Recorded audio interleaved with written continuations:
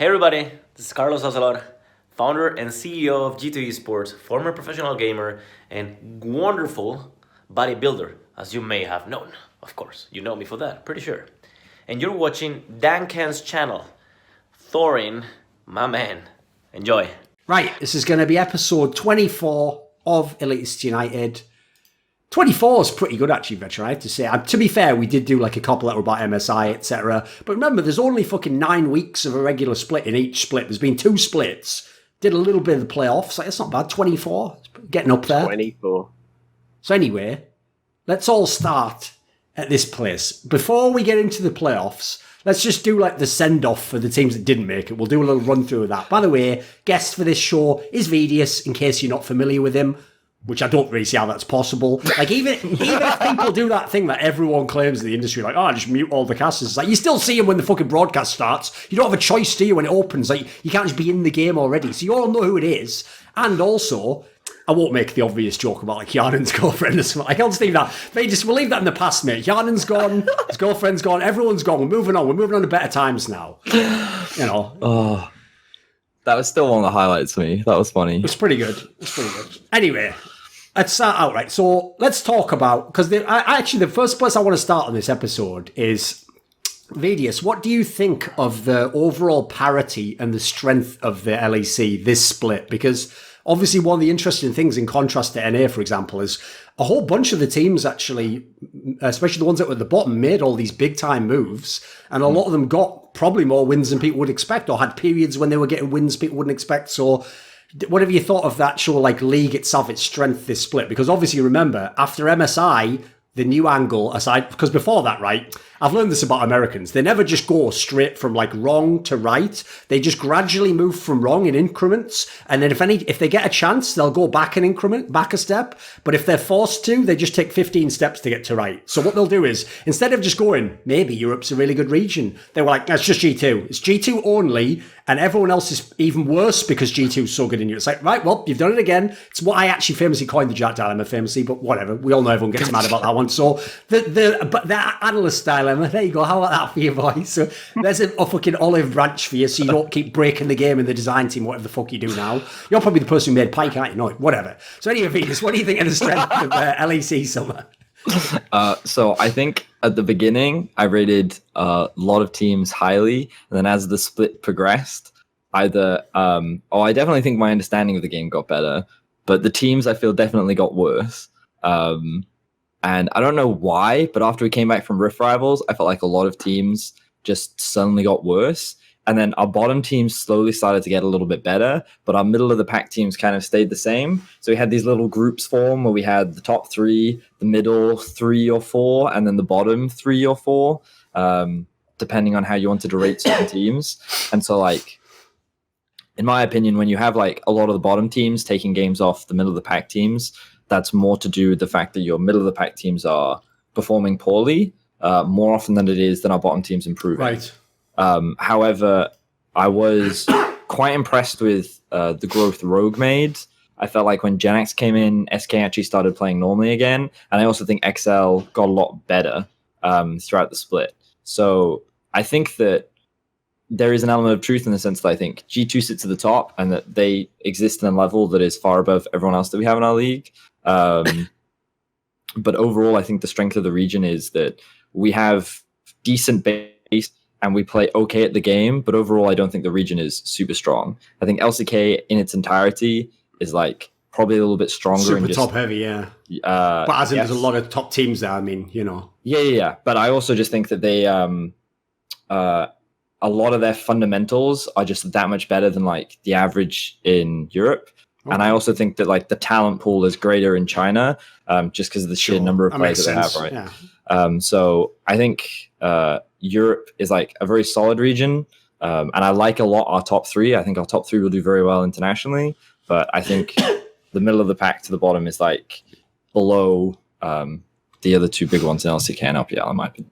I mean, one thing I would just say as a very quick aside is like, I agree with most of that characterization, but let's be real. Like, if all we wanted to do was show that Europe is a beast region, well, the first thing I'd do is split G2 into 3 different parts and make those players the star players of other teams. And immediately I would have like 4 fucking sick teams that could all bang on every team from NA. So if anyone from NA wants to talk some shit, you guys had to make a super team to have 1 really good team. That's it. 1. And even they're flawed. Like, if you split that up, you're going to have no really good teams. So it's funny that you say that, because I did a VOD review of the TL versus CG. And one of my big issues with TL is I think that like a lot of basic things that I think they should know, they don't take advantage of.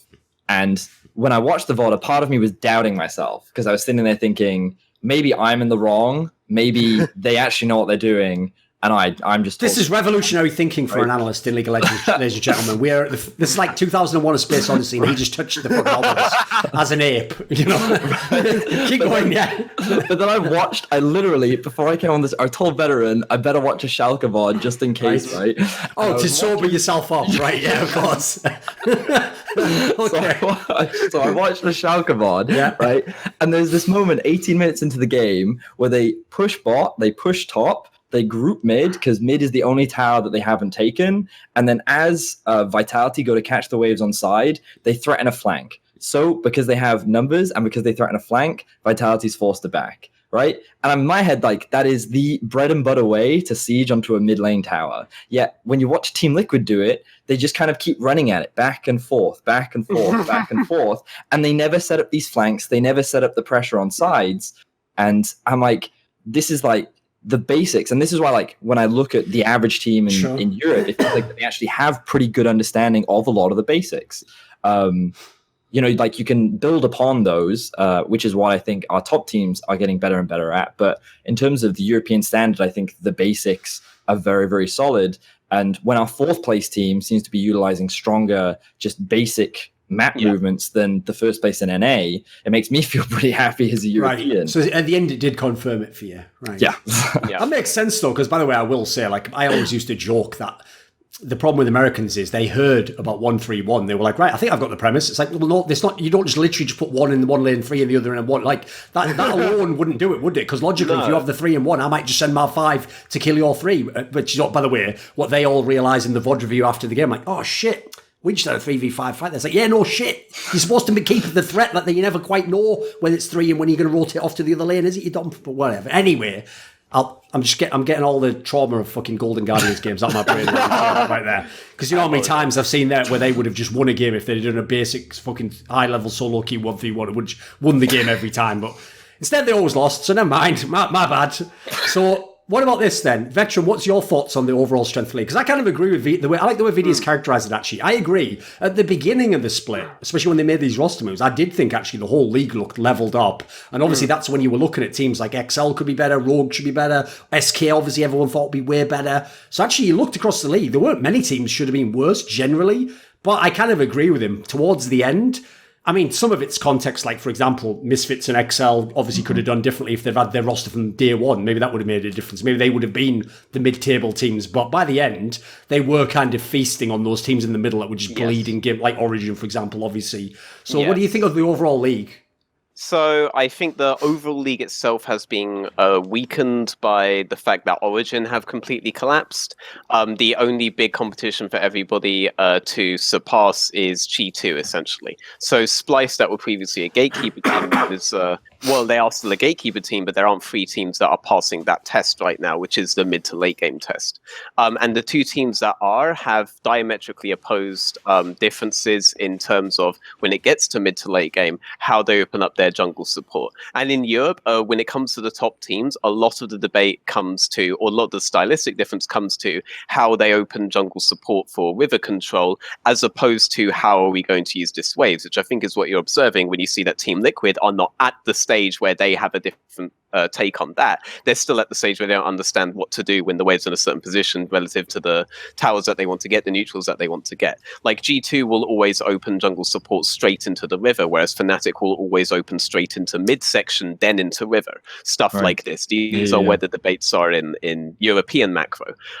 Origen were very fucking interesting in this regard because their rotations came from side lane to river section, and they always had a really strong grasp on transitioning early game tempo into mid to late game tempo. The problem always came when they attempted to make any sort of like, I guess, G2-esque acceleration play around their tempo. But because they spent so much time in this split trying to fix an early game that wasn't inherently broken, they haven't fixed their issues in terms of like engaging in mid to late game. And when they do go back to their early game play style that they were beforehand able to pull off, they find, oh, our mid game is still actually bollocks. And we're getting caught like trying to dive the mid section when they just released Herald Top, you know, stuff like this, like repeatedly over and over again, and it's fucking annoying to see. They seem to think that they need to make these acceleration plays in instances where the map state is actually very, very favorable to them, and this is why a lot of people are blaming like Miffy now, because Miffy is predominantly the one that makes these kind of engage plays. So I think the fact that Origen wasn't there to test a lot of people in terms of like early game fundamentals was a lacking thing, because I think that they had a better early game fundamental set than G2 did.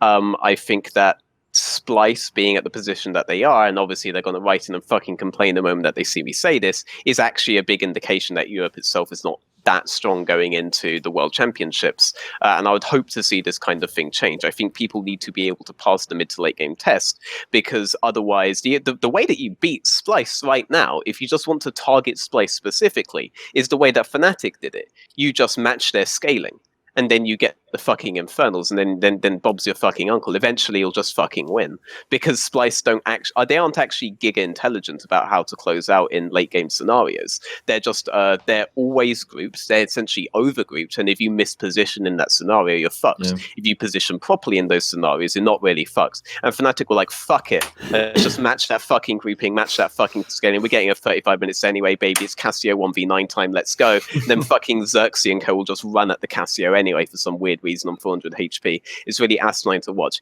If you think that team is going to get slaughtered when they go to the World Championships, though slaughtered for us now has to be something like they don't guarantee make a top 4 deep run, because Europe should be looking at making top 4 deep runs with their team. Maybe Splice can make it out of BO1, so I think they're more vulnerable in BO1s than they are in a best of 5 scenario. But I do think that once they hit quarterfinals, enough teams will kind of understand how Splice function, and I hope should be able to beat them. I don't know the actual levels of international teams. Maybe they are all complete garbage, and we're actually completely fine to send a team like Splice going. But that would be my big issue. The level internationally is the way it was beforehand. I liked what you said about Rogue. I think Rogue are the kind of team that probably, if they had Finn from the start, i.e. if they had someone who took aggressive trading patterns in lane from the start, I think they would have been a lot better off than they were.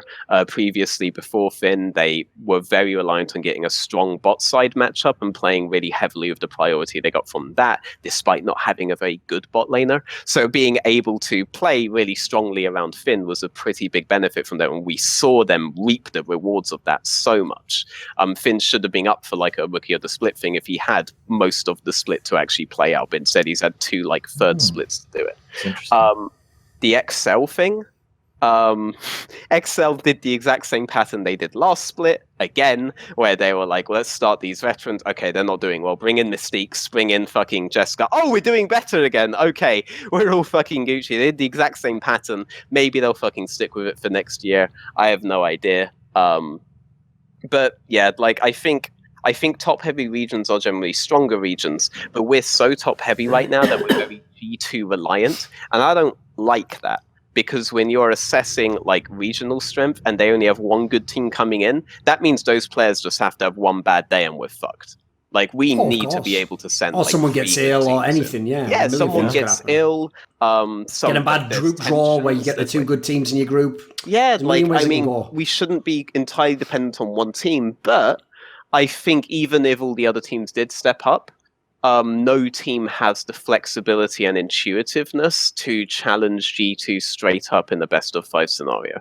And if any of these teams do end up doing that, then I just hit the panic button really fucking early, to be honest, because they are the only team that is able to be as flexible as they are in Europe right now, which means that all this time doing vacation and stuff has translated to, as we have seen happen before with this very fucking org, a poor mental state coming into playoffs. So I hope we don't see that. But right now, I very much worry that we are G2 reliant. I very much worry that we are. So, Vedius, what do you think? Like, if you had to pick out some things that went wrong for Origin, like were the player underperformances? Do you think they had problems stylistically? What would you pinpoint? Because they're a team kind of like the original Misfits lineup of this year, where even at the end of the split, when you look at the names on paper, you go, how can they not make the playoffs with that lineup? Like, surely you could trip over and make the playoffs like that. But so, what do you think? What would you put it down to? Well, I think what I find fascinating is, depending on who you talk to, you get a different reason as to what Origin's problems were, which makes me think that they had a lot of problems and no one could quite. Everyone's probably right to some degree. I think so.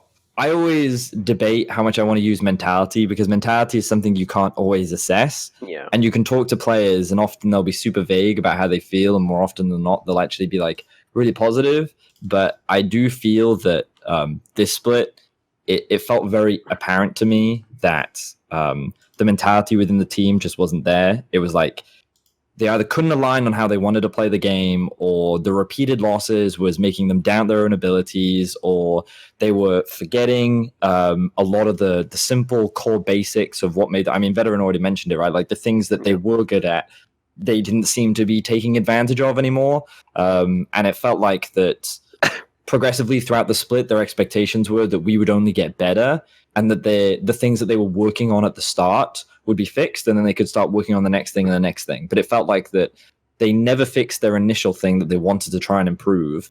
And then because they couldn't improve that, they then either forgot or couldn't register how to go back to the way they were. And every time we saw semblances of it, they then couldn't transition that into a state of play that they could then leverage into wins. So it felt like that everything just kind of collapsed to Origin, and the pieces never really worked together.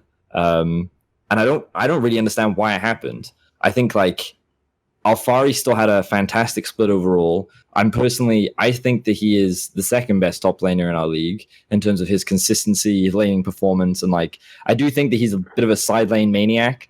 But I overall think that like he is a player who's very, very strong. But I felt like NateDOhDoubleG had one of the worst splits that he's had in a long time. I felt like Patrick and Mithy started out the split really strong, but then towards the middling and end, their performances were really inconsistent. And I also felt that Cold, in my opinion, was definitely a lot better within the last few weeks. But by that point, like the damage within the team was already done, and I don't think that it really mattered. So the honest answer is I don't have a clear idea or something that I feel confident in saying like what went wrong.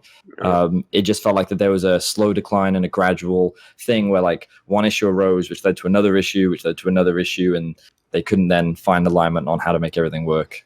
I do have Veteran. to Go on. Yeah, go on. I just want to address because there's a Spanish broadcast that you may be aware of, Thorin, called Esports Manicos, like that Cabra guy we brought on is from there, and they made a lot of accusations that it's almost entirely like that the Origin issues are actually entirely centered around Miffy, because apparently Miffy went on the Esports Manicos show after TSM and that she just straight up said, I don't listen to the coaches in TSM because I know more than them and stuff like this. And they think that a similar thing has happened there. Right. I don't think that would have happened relative to the coaches, because I think the coaches' function in that team wasn't gameplay oriented. It was I agree. Essentially, like from everything I heard about Origin's coaching staff was that their sports psychologist was like giga smurfing it. That was everything that I had heard. Right. Like really strong praise around that, and it was kind of time to be from a mental area. If anything did go wrong there, I think it would end up being that maybe there were issues in between how different players perceive that they should be playing certain states in the game that they were actually already doing well. Like, remember that we had NateDOhDoubleG and Cold on the show, and I know they were bantering a bit, but like they did seem to have a pretty big disagreement about how they should be playing mid-jungle out. You know? There was definitely, like, underneath the humour there, there was like a little bit of, like, fucking real shit. Yeah. Yeah, I mean, like, if these kinds of arguments were going on, this was the kind of stuff that I was expecting the apparently giga-smurfing sports psychologists would be able to, like, fix. And I could see maybe Miffy being, like, an extension of that. I just want to say that I doubt that it comes straight down to Miffy or something like this, because these guys had, like, they had the staff to theoretically fix those kinds of internal issues. Yep. Clearly, there were still internal issues there, so clearly that's not like completely true. But I wouldn't necessarily say it would be a failure of any sort of singular individual player. I don't think so. And yeah, and I'm not saying like go and lynch the coaching staff right now or anything. I'm just saying don't like individually blame any sort of particular player, because all of those cunts are confident. Just have to say, all those cunts, if you put them on their own language broadcast, would probably say the same. Like Cole would probably be like, all these fucking Euro guys don't fucking know what jungle is. Fucking sheepy. They're all fucking sheep to my whim. Like that kind of shit. Like I'd expect all that from any of those players. They're all monstrously smart. So I wouldn't want to like just focus it all down. There's an angle on this topic no one's bothered to investigate, Veteran, which is everyone's done the classic mistake. I do it myself sometimes, where whatever happened at the end of the split, especially at the end of the playoffs, in your brain you just write in, right, I'll just scratch out all those notes I made for that split. That just ended like G2 was the best, Origin was the second best, Fnatic was the third, like, and you forget all the ups and downs. So here's what people forget, Veteran. They had 2 splits where they had massive problems. In the first split, they were 2-4, and at the end of the split, had to win 6 games in a row to end up with that great seed. And then, yes, in the playoffs, they had some great games, and they, absolutely made everyone think, right, that was just teething problems, we're over that. But then you come into this other split, and you have problems again. So actually, if you look in the totality of the year, despite the fact they still managed to finish second in a split, this core, for what a great lineup it is on paper, and like the interesting thing is, I still think, unlike the Misfits one, it's a team where it's hard to figure out who you take off the team. That's the problem we're looking at. But if you look at the core and then you add in, this is the killer, exactly what you just mentioned, with a different team. This is one of the reasons why, Veteran, actually, sports psychologists first came into esports, is because I'll give you the joke. You might be able to appreciate this. In the days before coaching was like a real thing where you had any power, etc., one of the reasons in Counter-Strike you used to get a coach was because it's a way to delay the org, forcing you to make a player change. Like you're doing badly, so you go, right, well, what we need is a coach, you see, and then you just bring in your mate, who used to play with you like 5 years ago, and he just stands behind you all and goes, brah, good boys, or whatever, if he's German, no, whatever. That's Swedish, I guess, on that one, but you know what I mean? Like, and then what happened is, that's where the sports psychologist did the same thing, right? So I have a core of players who are just choking repeatedly. Well, rather than address that, I'll just bring in the sports psychologist and hope he fixes it. Right, in you come. Well, the problem here is there's nowhere else to go, Veteran. The whole thing that Refresh has been bragging about for the last fucking 2 years is that they've given them all the resources, that they have the super facility, that they have all the fucking sports psychologists and the guy telling you, like, put that burger down, and, like, all that shit. Like, they've already got all that, and they had it from day one. So the problem is, that suggests to me, and I hate to say it to you, Veteran, that suggests to me this core is flawed. Like, I feel like you have to break it up. The thing is, I really want personally for this to be the thing. Like, it makes so much sense in my head for a team where like all the gameplay stuff comes from within the team itself, and like the staff is basically there to facilitate that. For that to sounds be, like, ideal in theory, team. Right? It sounds ideal, and I mean that's how G2 works mostly, isn't it? Yeah, it is. No, it mostly is how G2 works, but like Origin were basically almost entirely cerebral, whereas G2 is mostly intuitively mechanical players. Yeah. Like they are really like, you know my whole thing about how like, there are 2 kinds of players. There's like the fucking pussy player who like gets all cerebral and stuff like this, and then there's the guy who fucking dives you to tier 3 just to see if he can, and now he knows he can't, he'll know how to next time. That kind of thing. G2 are that guy, the team, and Origin are like the guy who put in the hard work to study the game, nuke duck 3,000 games a split plus scrims kind of guy. They were a team full of these kind of super hardworking, salt of the earth gamers. No fucking god gift talent, no fucking time to mess around, that kind of shit. And it's like they should be able to figure it out and beat anyone kind of deal. So I really wanted that to kind of work, maybe because on a personal level, I literally can't have mechanics anymore since I was 22. So maybe on a personal level, I really want, maybe I could have a future if that kind of team worked out. But like, I bought into it really fucking strongly. I predicted them to be one of the world's teams really fucking early on. And obviously like they aren't. And yeah, obviously, clearly it's flawed at some point in conception. Maybe your whole notion, Thorin, and how you do need like those kind of G2-esque players to make a team push it to the next level kind of thing is like really accurate. But this is a collapse I'm gonna fucking study intensely. This is a collapse that if they don't make it to the fucking World Championships, of course, like they still technically have a chance, that I will like I'm gonna find out what the fuck happened. On Origin, that, basically. I'm pretty sure if Schalke get top 3, Origin don't even get Gauntlet. Right, so they're safe, right? Veteran. So in the gauntlet, if they make it through, then yeah, just saying. I guess we'll get to that topic in a Right. minute. So you're saying there's a chance. You're saying there's a chance, Vedius. Right. Okay. No, I appreciate the point. Yeah, that's obviously it is possible to still miss it entirely. Yeah. Which is a depressing thought. Yeah. Obviously Schalke didn't make it in the spring. Why is this water? It needs to be something stronger right now. I don't know. Like, I mean, that's my whole fucking Origin one. I don't know what went wrong. I need to find out what went wrong. This is the fucking, like, big hole in my knowledge right now. Like, how did that go so wrong?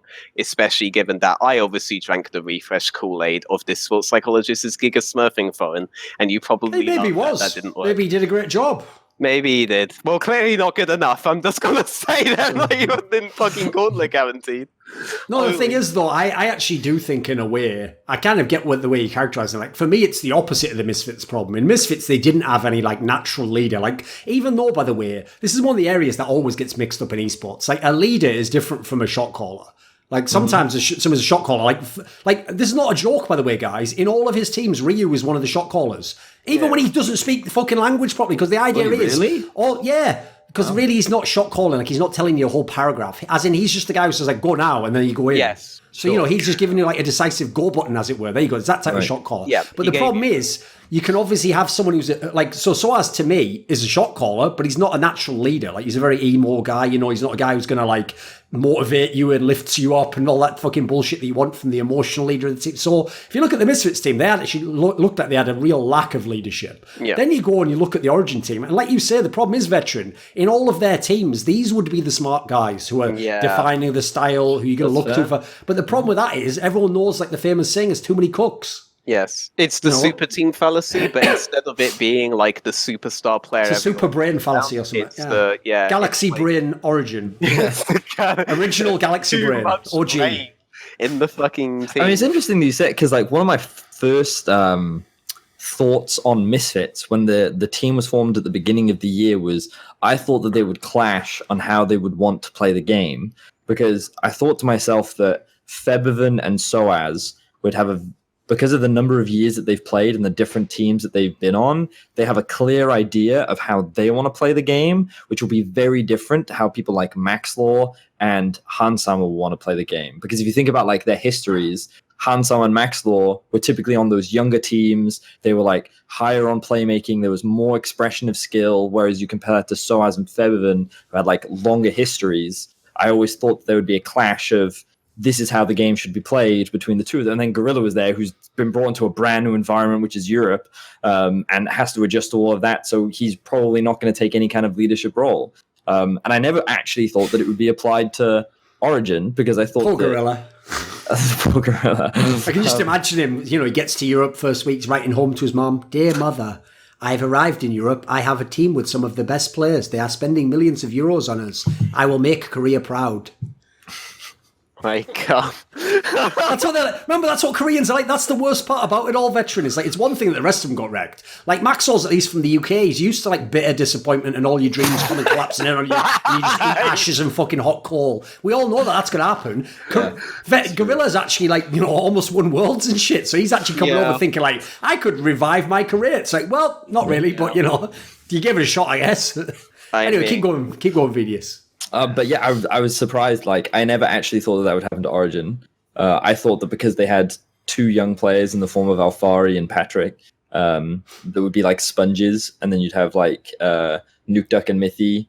Did he intentionally do that there? He said the word Patrick, and then immediately the first word that came to his brain was sponge, right afterwards. Is it some sort of secret bingo going on behind the scenes I'm not aware of it? Like, you're trying to get as many of these references as you can in. Yeah, so anyway, in the end, it was kind of like trying to play the clarinet in some ways. You know, it's quite difficult. And in the end, they just end up kind of like a bowling ball. It was a three-pronged attack that never quite could do much except smash you in the mid. So, you know. Not bad. I get all these references. Yes, not bad. Thorin. This is great. I don't actually watch that show, but I just know. I know. No, I mean, yeah, I know what I'm talking about. It's like when I talk about anime. Half the time I haven't watched it, but I just know what the fuck I'm talking about. You know, so. Basically, the opposite of most people in the game. I do want to say, if we're called SpongeBob, that like I feel like maybe we're slightly mischaracterizing it because I think they had go buttons. I just think that whenever they did press go, it was retarded. And the conversations that they should be having about why this particular go was probably not the best go to do clearly wasn't going anywhere in the team. I think that would be more how I'd characterize it. That would be the Galaxy Brain dilemma. I'd love to see their post-game discussion put it that way. Yeah. That's what I want to see. Not anything else. I don't want to see how they prep. I don't want to see how they solo queue. I just want to see what the post-game... Because that's the problem, is like the fact that they themselves kicked their own coach before the split had even ended, like on the Misfits team this is, like that already was like a massive warning sign. Like, I meant Origin. Oh, right, whatever. I meant Origin. The only go button that those guys had was when Searles was 2 champions, like I said, way back in December, because if you're not a Redditor, you could see immediately how that fucking roster was going to collapse. I watched your video, actually, about the whole Misfits collapse, and it's like, yeah, I mean, it's all fucked. No, it was just all... It's like, that one's not even one where you need to be like, who's to blame? It's like everyone is. The question is, does anyone get to live? That's, like, it's like, we're starting over. Who's actually not going to just be fucking... You didn't even bring up the DOS stuff, actually. Like, it was even worse. Because they I don't know if you saw Thorin, but like the week... you told me about on the line thing. They subbed in DOS for like 2 days. He gets fucking anally fisted, and then they sub Heber back in. It's like they just randomly decide to shit all over DOS's career in the middle of it all. For no apparent reason whatsoever. You know the saying, misery loves company. Like, holy shit. Like, I don't know, man. Anyway. I know, they were like, listen, we've ruined our lives and careers. Fuck it, you might as well have your career ruined as well coming in. He thought he was like coming into fucking... He thought, oh, brilliant, I'm getting put on an LEC team. Big squad, big chance. It's like you were just going into a fucking minefield, mate. They wanted to clear the last parts of the minefield out. They just brought you in. They were like, right, yeah, that is absolutely fucked. Anyway, see you. We'll never be using you again. See you, mate. The worst thing about when you did that is that, like, if they're bringing in DOS, then either DOS or Heaver are fucked. Because if DOS does really, really well, then everyone will be like, oh, wow, he's so much better than Heaver. Heaver was actually pretty bad for them, you know? But if DOS fails, then they'll bring Heaver back in and they'll do better with Heaver, and then DOS just looks horrible. One of them was fucked the moment that they decided to bring DOS in. That's what I really hated. And what happened was that when DOS did badly in his weekend, the Reddit comments were not, oh, bring back Heaver. They were like, wow, DOS is even worse than Heaver. It's like, holy shit, man. So luckily Heaver had a really strong this past weekend, like a really strong one. So there are a lot of positive comments on Heaver now, but obviously in the comparisons to DOS just looks even fucking worse. It's like, how do you not realize that you've just fucked someone 100% when you do this? And like you were saying, Thorin, how can you expect these guys to just go straight from LFL to doing really fucking well when they haven't even had a full in like week 8 or whatever as well, you know? Like, holy shit. Like, in week 8 for fuck's sake. I don't know, man. We're talking about so many failed orgs. Like, you can see why I think Europe is a lot weaker, because all these guys have just fucking collapsed. Like, these are orgs that should have been producing top tier teams. Origin just looked like they had produced it, and everyone knows Misfits have the money to produce a top tier team whenever they fucking feel like it, if they fucking had the knowledge to be able to do so. But like, these two guys have dropped the fucking ball right now. So obviously Europe looks like weaker overall because we have multiple orgs dropping the ball. And are they going to get punished by franchising? Are they? Fuck. Yeah, to be fair, that is actually obviously one of the big problems, isn't it, Vedius? Is like at the beginning of the split, I mean, to be fair, we didn't know how good Splice would be, but at the beginning of the split, if you'd have just thought, right, if we have G2, Fnatic, Origin and Misfits, and they're all good teams, we've got a pretty fucking good top end of the region. This is going to be baller. Look at these players. We've got all, in fact, that's where most of the best players are. Like, no wonder you look at the teams like Schalke and you think like, what an underwhelming roster. It's like, yeah, no shit, all the good players are at bottom fucking league, not playing the playoffs. What is this shit? What about that then? Let's talk about the one team we haven't addressed at all is SK, who obviously just missed the playoffs in tiebreaker as the reverse of the spring. I will just say, by the way, to all the people in the Spanish community, because Spanish community in its own way can be kind of stupid and they definitely go too hard on stuff. The idea that because Werlib was born in between imaginary lines that outline a country on a map on the slight tiny crust of where you live in this universe, that means he has to be a good player because you were also born vaguely in the adjacent proximity within, say, give or take a few 100 kilometers. That makes no sense to me at all. Like, is anyone really implying Sakura is worse than Werlib? No. what they're doing is their implication was like, but the way that you remove, like, who gives a fuck? If you're fired, you're fired. Doesn't matter if they give you a kiss on the cheek or punch you in the head. Like, at the end of the day, you're fired. You have no job. You can't go to your boss at the end of the month and go, well, I know I haven't got the rent, but they said I did a really good job when they fired me. It's like, yeah, it doesn't matter. Where's the money, motherfucker? Like, I need that gyro right now. I mean, here's my response to those guys. Come on. Ask SK Prime if they would have preferred Sucre or Werlib, because those guys didn't even make fucking playoffs this split because Sucre got promoted and Werlib got demoted to SK Prime. I'm just throwing that out there. I'm very sure the SK Prime guys prefer Sucre right now. So this whole idea that Werlib would have like fixed SK or something is actually provably false if you guys have actually followed Werlib's career this split. Like, it's not. He has not been doing well on SK Prime at all. That team also, is not going to dude, the like, Masters. you know that saying? I know in general I don't like it because people tend to apply it in a scenario where it's really unreasonable. Like, you know, when the people say, is this the hill you want to die on? Like, people, the problem is people over-apply it. Like, they'll pick it where it's like someone made like a super minor joke. It's like, well, that's not really like the decision for his whole life and career, is it? But in this scenario, is Werlib the hill you want to die on for analysis? Like, think of the hills I die on, right? Soaz, Forgiven, Froggen. You know what? There's a lot of upside here, Vedius. These stocks might go up again. They're picking shit that, like, even the investors are bailing on. Like, nobody's going on. Like, there's no sleeper like investment in the world that's like going to be the next crypto. Like, oh, it's fucking worth €8,000. Like, no, it's over. You've seen it already. The movie's over. Stop investing. It's over. What do you think of SK though? Come on, Vedius, give us some thoughts. So I thought it's funny because I actually talked at length with Veteran about SK during the middle of the split, because when I was speaking to him, one of my biggest conversation points was how I feel the team doesn't know how to work with Pyrion, and it feels like that. To me, Pyrion was someone that I defined his playstyle as like very selfless. A lot of the time he would concede his own wave in order to like help a jungler, roam top lane, like help his bot lane.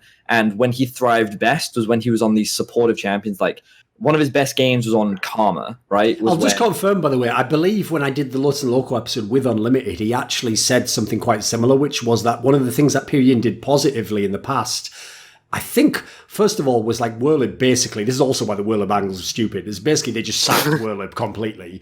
But then also, they would, I think something like they would just tell Werlib sometimes, like, just go mid and help Pyrion, like, hold mid, basically.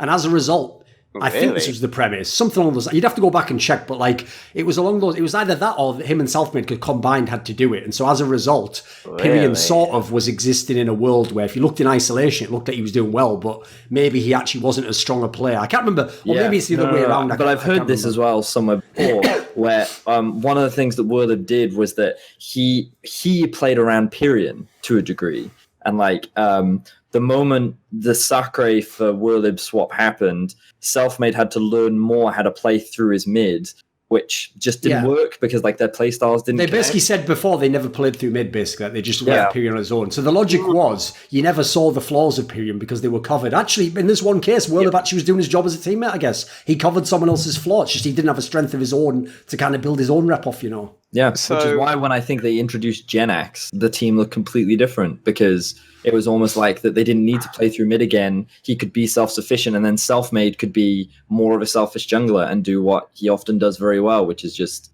play for himself. And when he gets to play for himself, you get to see more of his impact, which we definitely saw within the last few weeks and why they were able to make this run happen. So I think that it was... I don't think that like... I mean, it depends on your perspective, right? You could say that Pyrion was the problem, or it was just that Pyrion's dynamic in the team didn't work. Just the wrong team for him, probably. Yeah, right? Because, like, I think Pyrion had his moments where he did, but at the same time, he had a lot of moments where he was the reason why they were just losing games, right? Yeah. So, the team needed to make a change in order to find success, and, like, props to Genax, considering the situation that he found himself in. Like, I think he did very well, and, like, he's one of my nominations for, like... in the three that we vote for, like he's one of my nominations for Rookie of the Split because of like what he did with what he had in the time. Did he play enough games though? Yeah, he did. How many games do you have to play? You have to play at least 3. Oh, fair enough. And I think I thought it was more than that. I thought we had like half or something to play. Is Finn able to qualify then, or did he play too many last split? Probably played too many in spring, I would guess. Surely at least 3. I don't know. I think Finn may have played too many last split to be Rookie of the Split. Fuck. Yeah. Thing is, though, nowadays when I is saw, both for him. what's good is because I've actually never seen the Gen X play except obviously basically like before when it was at the lower level, because I had no clue how he'd match up at the LEC level. When he actually had some good games, which I almost laughed myself to sleep. Like, why is there even a discussion about NA versus EU? Yeah. Like, EU can go like 20 players deep at mid lane. He's not NA's going 1.5. They had to they were literally calming buckets. Like, it was like a bukkake fest when fucking DeMonte had one carry game on Kian and the most broken fucking shit ever that you press 3 keys and just go forwards. Like, what more do you want? It's like your job is to crash a sports car into a wall. Brilliant. You did great. Yeah, sick. How did you pull it off? Like, what? Didn't you miss the wall? Like, fucking hell. Like, that's the problem is, though, Veteran. They're so starved for, like, the talent over there. They have to hype that up. Over here, we're just like, this guy's coming in. Who's this? Like your brother or something? No, he's actually the next top talent. All right. Fucking hell. It's ridiculous, isn't it? He's not even the best mid laner in that league. I think Zaze is well above him in that league. I think Zaze is the guy in German league. If they're going to produce a new superstar mid, it's going to be him. And Gen X isn't that guy, obviously. Gen X is not the best guy that you could have produced from the fucking German league and brought into SK. But obviously, yeah, he still had some really phenomenal good games, because especially when it comes to mid lane, our talent pool is incredibly fucking deep. And that's always been what has allowed Europe to contest China, to contest Korea over the years. Not always successfully, but we actually had some very successful periods versus China a lot of the time. You can't be a strong region, which is actually something I literally just talked about with Vedius, if you don't have a strong native talent pool. And North America abandoned the whole idea of investing in their native talent pool a long ass time ago. That particularly hit their midsection way harder than their other ones. Multiple support players now that are North American actually were main mids. Up until they got into Challenger, but they are fully aware that they can't get a job as a mid laner. They just know. Plenty of these players just know that they are placeholders, by the way, until some other guy on their team gets a green card. So there's very little incentive there for them to even develop in this. These fucking EU mids coming over here. Taking jobs from our good old American boys. Literally that, though. Like, it's literally that. They just kind of accept that this is the status quo. It is, though. They go and become a TFT streamer, you know? Like, literally, that's literally how it is. I am really glad you said what Unlimited said about SK.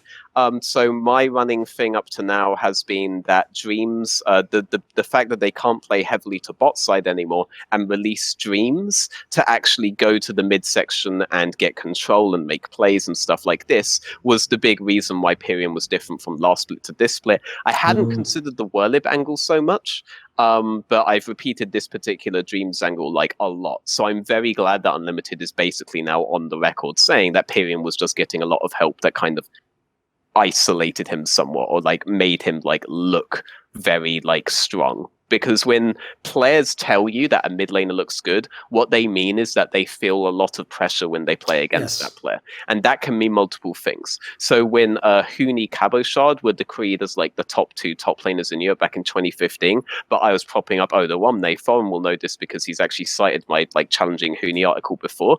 My whole argument was that the reason that that people feel more pressured versus Cabochard and Huni rather than versus Odo is because of the presence of Reign and Diamond procs, as opposed to the lack of presence of Lulek. Literally 2 junglers who gank top all day long. Yes. And then the other guy's job was never get ganked.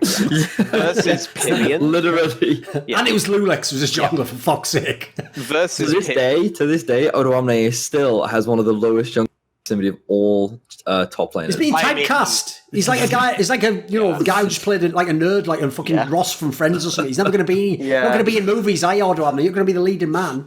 Yeah. So I saw a lot of that when certain journalists in Europe were saying, well, all the players say Pyrion is like a top 3 mid. It's like, well, that's because they feel pressured because SK have such tight control of midsection, because Dreams is always fucking there because they play through bot and he does a lot of good things with his roams that people like Jack Troll don't do, for example. Yeah, that's fair. So I thought Dreams was very like underrated in that regard, and he's, I think, the best import in the entirety of Europe. He also appears to be the only import that actually played multiple splits in the National League before he was moved into the LEC, so that probably had a lot to do with it. So I will actually go back and watch and see if the Whirlib angle has merit. It was no surprise to me that Pyrian didn't do so well this split. Gen X is clearly always going to be an upgrade because I have no idea why you wouldn't just invest in our native talent pool. And Gen X and Sacre were the biggest strengths of that SK Prime roster, 100%. Not DOS, as Misfits just found out. So yeah, that's like all I have to say on SK. I'm really glad that you said that. Unlimited said that. Oh, also they absolutely deserve to lose that fucking tiebreaker game, and they can never blame G2. Holy shit! They had the draft to end all drafts in that. They got Aatrox, Sejuani, Sivir, Yumi. How the fuck can you lose with this draft? It's not humanly possible unless they had to take SK one gamers. for the team so that all those champions don't get nerfed. So thank you. We appreciate your service, SK Gaming. Who's, you know, all the Yumi players in the world. Like it's just like everyone was tweeting how broken it was as well. Like I think everyone on G2 tweeted, well, SK are in playoffs, it's like done. Holy shit. But then like, oh my god, like Crowley decided to be like the frontline engage on Sivir like multiple times. Like Genax lost most of his fucking testicles, so I think he actually played the best out of all of them in that game, by the way. I think Genax did. Sacre was so clearly out of his element that game. His TPs were so fucking questionable. They were all reactive TPs. Like, he just seemed to think he had to group on the first fucking instance in situations he didn't really have to, which is basically the biggest problem SK Prime had in the last EU Masters. So it was so bad he was sent all the way back to the fucking National League scene. That was how hard he was fucking choking in that game. Like, it was so monstrously horrible. And meanwhile, Vitality are doing like they always do, which is when they get tempo, they will set up, they will engage with you, they will set up, they will engage you. If you don't break that cycle by getting tempo back, which was being thrown away repeatedly by either Crowley running in or Sacre TPing poorly, then like you will eventually lose no matter what your comp is. And it was just so horrible watching that game because I really wanted them to win after I saw that draft. And I wanted them to win in general because who doesn't like a good old-fashioned comeback story where G2 don't like gift it to you? In fact, they are doing like the opposite, you know? Like, who doesn't like that kind of shit? But we don't get that narrative. That's not the world we live in. Vitality are in with the worst fucking draft in the history of mankind, and a support player who can't actually kiss the feet of dreams. So there you go. That's the world we live in. That's the world I live in for, and that's why I drink. Let's parlay that then into Vitality. Yeah, Vitality versus Schalke, right? Now here's the only thing about this matchup. First of all, I remember when I saw the draw, I was like, fuck, it is a shame that like the teams finished where they did, because I'd much rather see like, you know, Vitality, Splice, Rogue, Schalke or something like that. That'd be like a much more interesting draw. But whatever, we got ones that at least have some, like, I guess there's some parity to some degree on this one. So obviously the downside is one of these teams has to win a best of 5. It's impossible for them to both lose. I've checked the rules a few times. One of them will definitely be winning a best of 5. But okay, come on, Vedius, set it up. How do you see this matchup happening here? Vitality versus Schalke? Yeah. So I think my current prediction would be 3-0 for Schalke.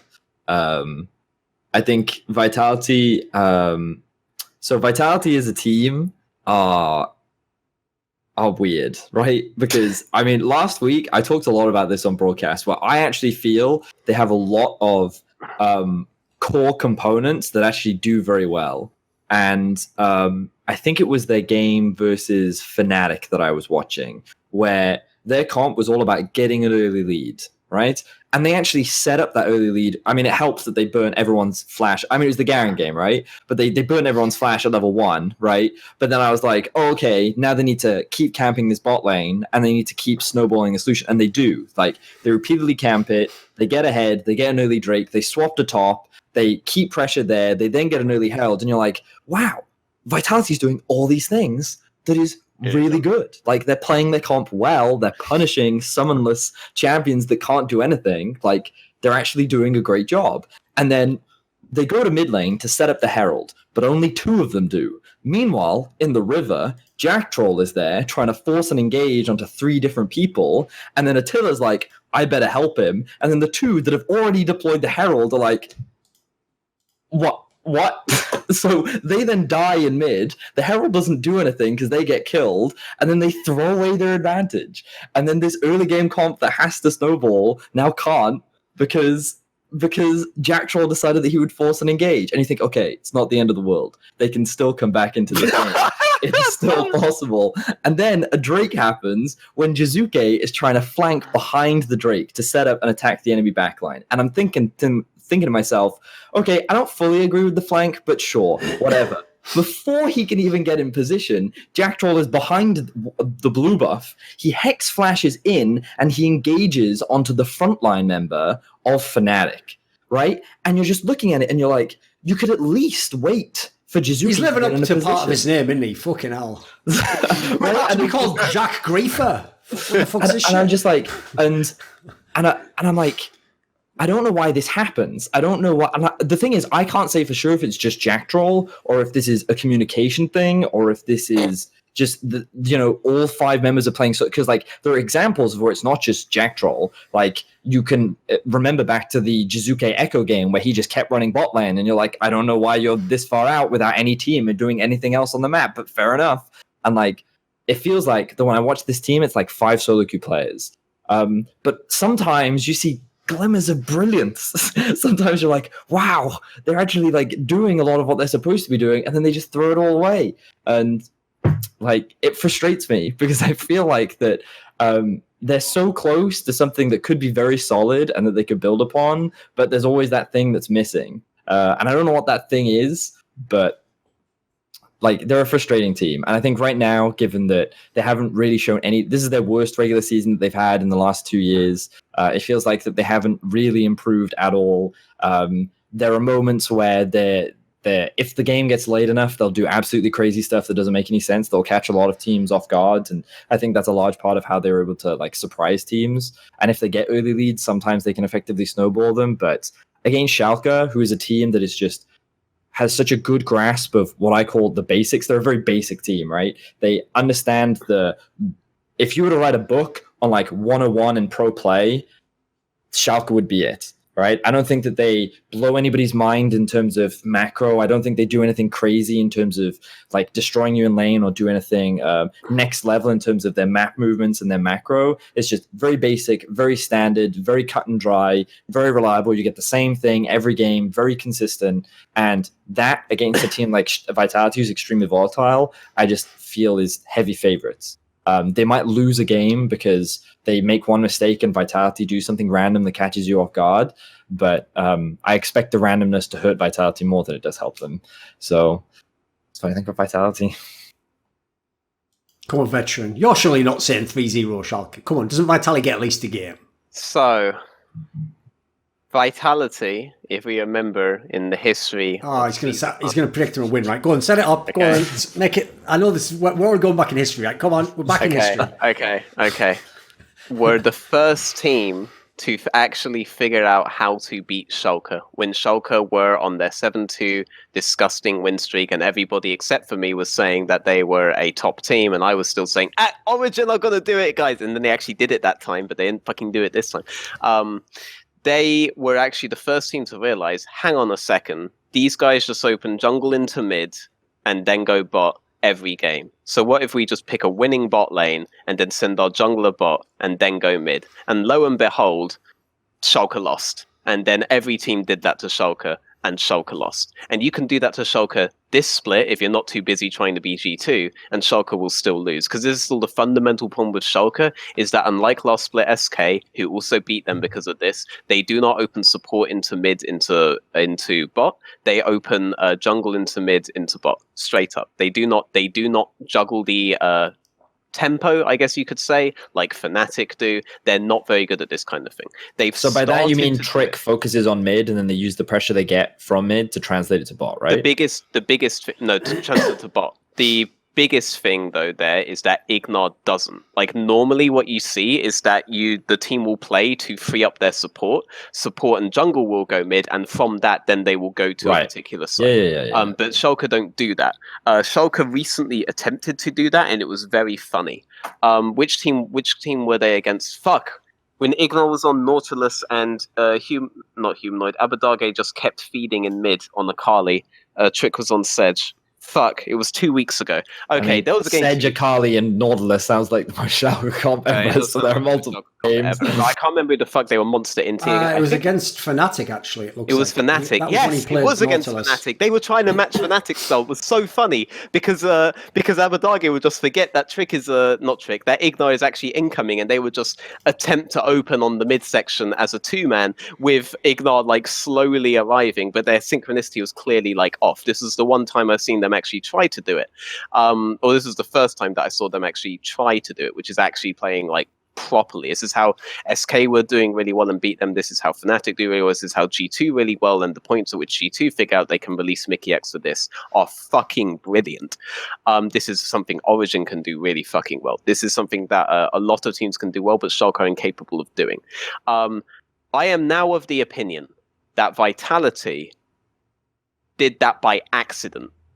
Because Vitality have to have hard winning lanes no matter what, and Schalke are very, very good. Just happened to line up what they wanted to do anyway. Happened to line up because if you want a hard winning lane against Schalke, it's very easy to ban the champions that Ignar will hard win lane on, force him onto Kench, or force him onto champions that Kench is good into, and then just play really, really hard for the 2v2 on bot side. I think that they accidentally came up with like the best possible strategy against Schalke, and then a lot of teams kind of came up to it. So they could still get a win because naturally I think that they actually have a good strategy against Schalke in the early game.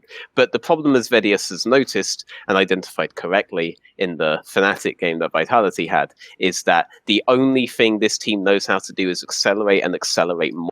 If they get a lead, they will keep pushing that as much as they can. They don't have a brain. They will just keep engaging, which is why Garen Yumi is perfect against that. Because a team that focuses so hard on winning lane matchups is a team that you could very easily pick 1 item, 2 item spiking champions against, and then just destroy in the mid game, which is why their mid game is so inconsistent. And Garen Yumi is that the pairing. Like, you can't engage on that in the mid game, even if they went 0-3 in lane. Like that's why it's broken. That's why it's a boosting strategy. So Fnatic's draft against Vitality was very well targeted against them. And the problem is that Schalke play with a lot of safety around upset. They will end up with champions that spike really well at that point. They go with Kennen a lot, for example. Sejuani scales really well at that particular point in the game. Is it 9-1-6 or 9-1-5? 9-16. Okay, in that case, that's off the fucking map, but Skarner is really good, and they will default to Skarner at that particular point in the game. There are a lot of champions where it's difficult to keep doing that acceleration thing that they want to do, that Schalke could pull out. I don't think it will be a 3-0 to Schalke. I think there could be a 3-1. It could maybe even be a 3-2 if the Alpha Boys really fucking pull it off. I would still put it in Schalke's favor because Schalke do play with a brain in the mid to late game. They still are fundamentally flawed, though. In that whole debate of where they open jungle support, it is still they open jungle support separately, or they open both on upsets lane. And then if they're doing that, midsection is a bit of a D priority in their eyes, and Odo is always a point that can be abused. So they could still accidentally give it to Vitality because of these issues. But otherwise, I'd still say that it should be in Schalke's favor.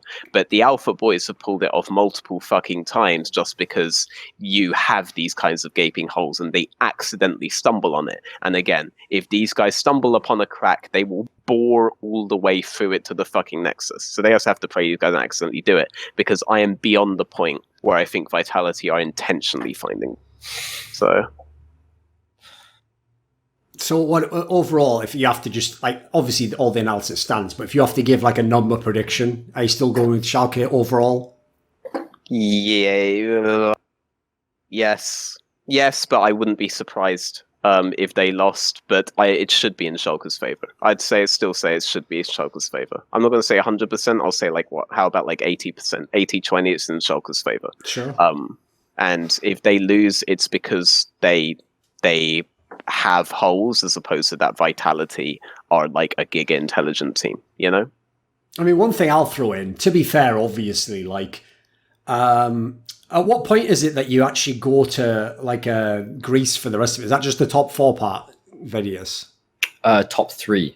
Top 3, right. So obviously, in theory, the first matches of the playoffs are kind of still a similar vibe to playing the regular split. You're still in the same place, you know. So like, I always think it is relevant if you're on a big stage, if there's a big audience, you know, it's if a different environment. So I won't say that gets outright like chalk magnet, but I have never seen Abadage play in a playoff setting. So I'm certainly wanting to see that. That's an interesting angle for me, especially when, and I even think this is an interesting angle. I'm amazed that actually, even though I know in the modern day people want to promote this idea of like, you know, just own whatever's wrong with you or whatever problems you have, and as a result, you know, show people you can overcome them. I think it's actually kind of crazy before the year ends to do the article where you say like, yeah, I'm like really introverted and, you know, I struggle with a lot of this stuff. Because like if you add all this up, like I'd be attacking this guy all day long, mate. I'd be trying to make this person fucking uncomfortable in the game. Like, remember, there's no rules in Love and War, Veteran. Like, I'd even go, listen, I'll just say this to be an arsehole because I'm never going to be a player. So it's not like I could be punished for it, is it? I'd even be going up and fucking making comments and shit before the game. Just be like, well, you know.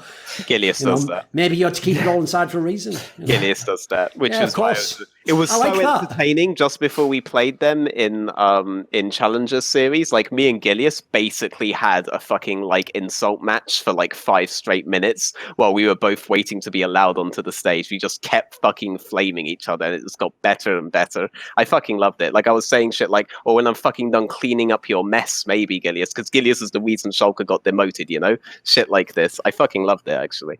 So the Alpha Boys are very much the kinds of guys that do it, is my point. Because lo and behold, that was the team that is now current Vitality. And if you tie them together, the difference is, like, the one thing you can't say about Vitality is, like, they lack confidence, they're going to fucking choke. Like, sure. The whole thing is, the entire world was telling these guys repeatedly, like, you don't play the game the right way. And they were like, we are geniuses. Maybe we are actually, but maybe we're actually so far above all of your level that you just don't know what we're doing. It's like, right, well, listen, as much as that's really stupid in one sense, in a way, I kind of like the spunk behind it, you know? I kind of like the idea you've got a bit of like little bit of like vitality to you, funnily enough. Actually, you have a little bit of energy, you know, you believe you can do it. So, and also, to me, I know they don't think this again, but again, it's not really about what you consciously think. It's about what you actually are in the world, Veteran. To me, the whole point of Vitality is just to ruin tournaments for other people. They're never going to win any of these tournaments. They're not going to be the best team. But their point is just to really just ruin one best of 5 for this team, wreck a best of 1 over here. And at the end of it, you go, right, well, at least they might do something. Oh, they didn't. No, it's like, no, well, again, like I've made the analogy many times. They're just the bird that goes into the engine. They're not an engine. They're just a bird that goes into an engine. They can take down a player. So in this case, will they take down the Schalke player? I love that. I actually love that. That's the analogy I gave, because, yeah, you can use that. In that vein, can I throw out there, because you characterized like that it was like a draw, but actually Splice got to choose who they were against because they are the highest seed. They chose not to play Vitality because if Vitality bird in the engine Splice in the first round, Splice actually wouldn't make Gauntlet. Right. So they avoided that entirely by picking Rogue, who can't bird in the engine them in the same way. Now Schalke gets the bird in the engine. So yeah, now that you have said, go on. What I will say onto your Abadage point, while in theory it's good, Mowgli is actually allergic to mid lane and doesn't go there. As we already talked to Cabochard briefly earlier, I don't know if this is a Cabochard wants resources or if the team just prefers to play through Cabochard because they think he's really good. I can tell you, the good thing about Cabochard is when we had him on our episode, is like, he's never asked for resources. You have to understand, Vedius. He never told me to keep going top. My joke, obviously, is like the coach was also French and was like his best mate. Yeah. So it's like, yeah, well, there's other ways to do things, isn't there? There's more ways to skin a cat than one way, isn't it, Cabochard? So all I'm going to say is this. Every other player who wants like to carry hard, Vedius, has to like, you know, stress this point, convince people on his team that you should. This guy, he's just like, he's like, oh, you guys, you want me to have all the resources? Well, I guess it'd be rude to turn it down, wouldn't it? Like, get a carry. Like, it's very convenient, isn't it, Cabochard? Come on, man. So Mowgli typically very rarely plays through Jizuke, which is funny because when you look at how Jizuke plays, he plays like he always has a jungler around him, but he actually never does. He never has a jungler, and it's funny to watch because I feel like it kind of ties in with that confidence thing where surely no one would play like this. Exactly. Unless their jungler is... No, he actually is crazy. That's the thing. He's the guy in the prison yard who it's like, you want to get away from him, man? He's fucking crazy. Because on day 1, he just assaults the other guy, you know, in the yard. And then everyone's like, fuck, I'll stay away from him. But it's all a bluff. It's all a bluff. I mean, they have such a strange philosophy around jungle, no? Like, their jungler's job is always to just make sure the enemy jungler can't do his, and therefore all 3 lanes get to play as if there isn't an enemy jungler. It's also a genius way to know where the other jungler is. I mean, it's something that works in solo queue, in instances where your team is really far ahead.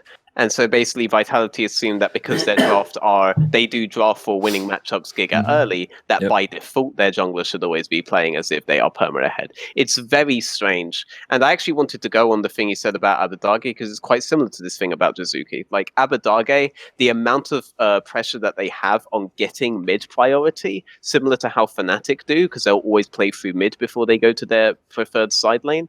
Schalke have all of this on Abadage, but they don't utilize Ignar for this, whereas Fnatic very well utilize Hylissang for it. G2 utilize Mickey X for it.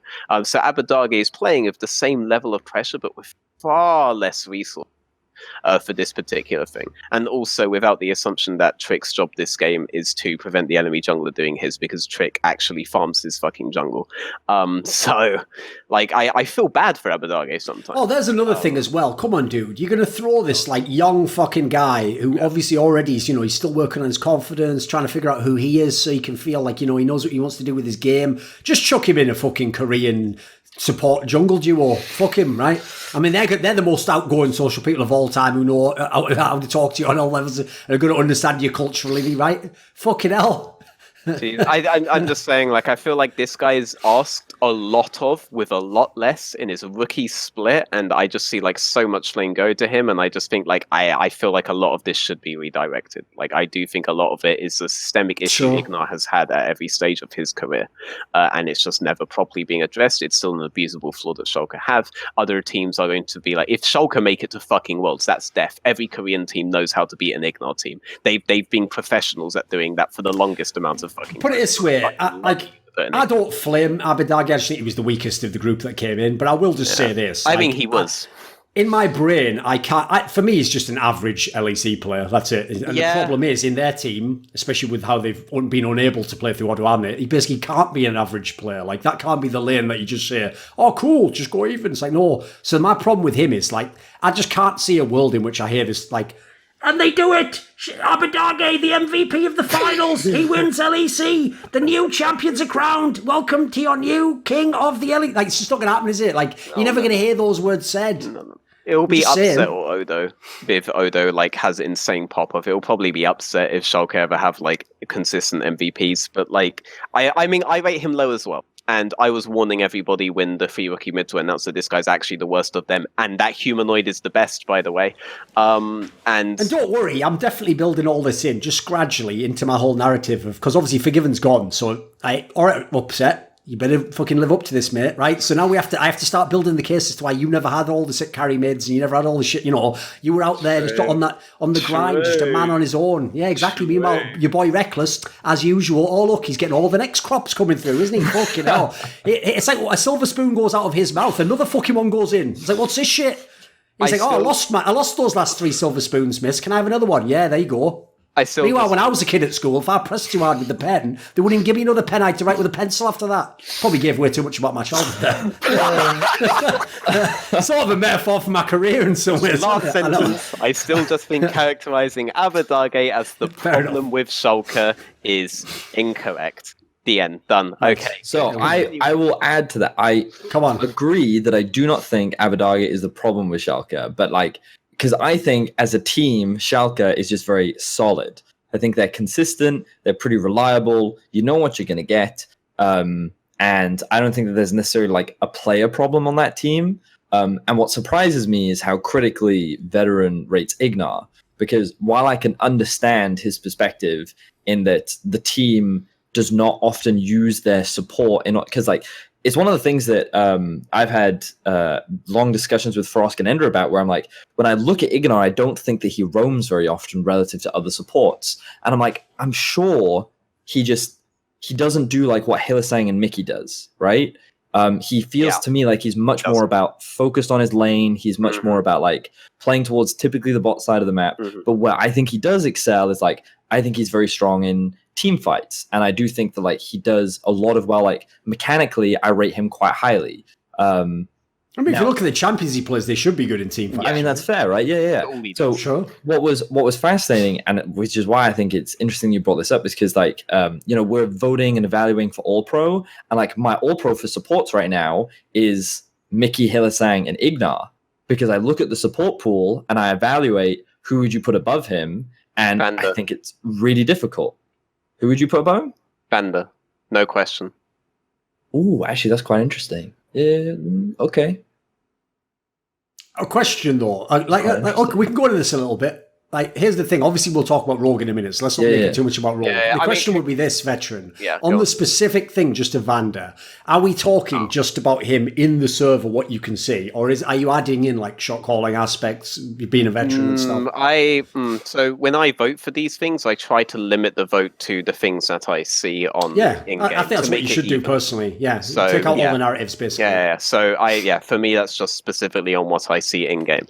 My thinking with Ignar particularly is that if I'm going to be critical on Jack Troll for this particular point, I have to be critical on Ignar for this particular point as well. It's not suddenly not a mistake just because Ignar is good when you do group around him. The thing is that Ignar demands that. If you don't have that, he does int like fuck. Like, go watch some of his Shen games from last split where they tried to do other things. This guy was still engaging in River in horrible situations multiple times. If you don't group around him, you are quite fucked. He will just int. And because he demands this, I'm not saying that he demands this in terms of he goes to his team and fucking begs for it or some shit. It's necessitated if he is on your team. It is a necessity. If you disrupt this, he's suddenly very bad. And this is being something that multiple teams have abused him on. This is why his team with Trick in Korea was as bad as it was. It was because this was all you had to disrupt. This was all you had to do. If you isolated him, he suddenly didn't look like such a strong player. But if you play around him, and this was something that I was very annoyed about, people characterizing it as they have to play around Upset. No, they have to play around Ignar. That's the difference. However, I'm pretty sure that if you ask Upset's going to praise Ignar to high heaven. Oh, of course. Why not? Ignar never leaves his lane. Every other support does. You made that sound like some sort of like metaphor for a relationship there. Well, I'm just saying. You won't leave me, will you, Ignar? No. Good. See, but now that makes till the bitter end. That makes me interested in how you rate How do you rate him as an AD character player? Yeah. I mean, top 4. We have a very, very, very strong top 4. It's either him or Patrick that I put one above the other. It's that I feel like Patrick's going to scale better than Upset because Patrick's tendencies aren't as like reserved as Upset's are. Upset requires other people to create the opportunities. I.e., Upset is much closer to Reckless 2014 than he is to Reckless 2019, wherein Reckless will actually create a lot of opportunities for his team if you build it around him. Like that's how they made their comeback in spring. Spring, it was Reckless with the TP on fucking Lucian, on Kaiser, on whatever, and he would initiate the skirmishes, he would initiate the plays. Occasionally it would look a little bit in, but these were tendencies that he'd never have in 2014, which, as we all will meme to the ever-living day, he would get a pentakill with only 7,000 damage done in the game. You know? You have to understand, Upset and Reckless in that mode are playing Time Crisis. It's like they're shooting stuff, but they don't control where they move, and they don't control what level they're on. It follows through, you know. So, you know, that's the way it goes. They don't. Whereas with Patrick, you have the flexibility of having potentially your AD carry as your engage point. In fact, his Ashe was predominantly his best champion for the longest time in this kid's career. He also has a much more extensive practical champion pool than Upset does. Upset will vehemently disagree with this if you ever fucking confront him on it, but his teams will agree with you if you confront his teams on it, that he is not actually that capable of playing mages, of playing all of this. I believe he doesn't actually. He actually thinks it's overrated and that you don't need mages that much. And that people like overstressed, like that flex aspect. Okay. Yeah. By the way, though, I'll give him one thing. I'll tell you though, Veteran. That's a good sign that he's already starting on the forgiven mindset as well. Eventually, we'll turn him to the dark side. Listen, a young Anakin will be turned. You have to understand. Okay, on the scale of 2014 Reckless to 2019 Reckless, the given is over here. Right. Just saying. Okay. Sure. So, like, for me, if I expect either of these two guys to become forgiven, I would expect it to be Patrick. So it's kind of comes to like a preference either way. Right now, in terms of performance on this split, in terms of what I have seen in game, Upset has had a much more consistent split than Patrick. But you have these two guys basically in terms of 3-4, and then above them you obviously have Perks and then Reckless. And I'm always tempted to put Reckless on S tier with Perks. Then every time I do, my chat fucking explodes and I get like 50 unsubs. So then I have to put it down again and they're all back. And then it's like that's what always ends up happening. But Reckless has even actually started expanding his champ pool towards APs. It's Karma, obviously. It's not like the best, but like he's exploring other options to extend his career. I'm at least very glad to see. Yeah, he doesn't want to get benched again. Yeah, he doesn't, and I think that he is the best on marksman. I think this is not a controversial point anymore. I don't think so. But he is better than Perks on marksman, straight up. And obviously, Perks has been an actual gamer by playing mid for the longest period in his career, so he's better on all these kinds of mages. And I wonder why Perks and G2 would constantly stress that being able to play mages in the bot lane is actually the true sense of a great bot lane. Yes. I wonder why that would be.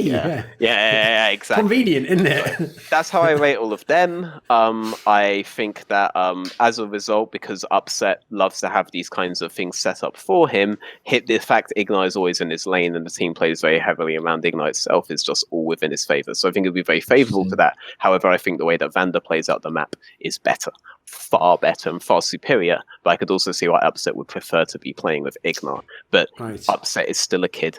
So I think that I'm just saying, if you're the coach or if you're the org or whatever, and you're listening to this, I'm saying, please bear this in mind. So interesting. That's cool.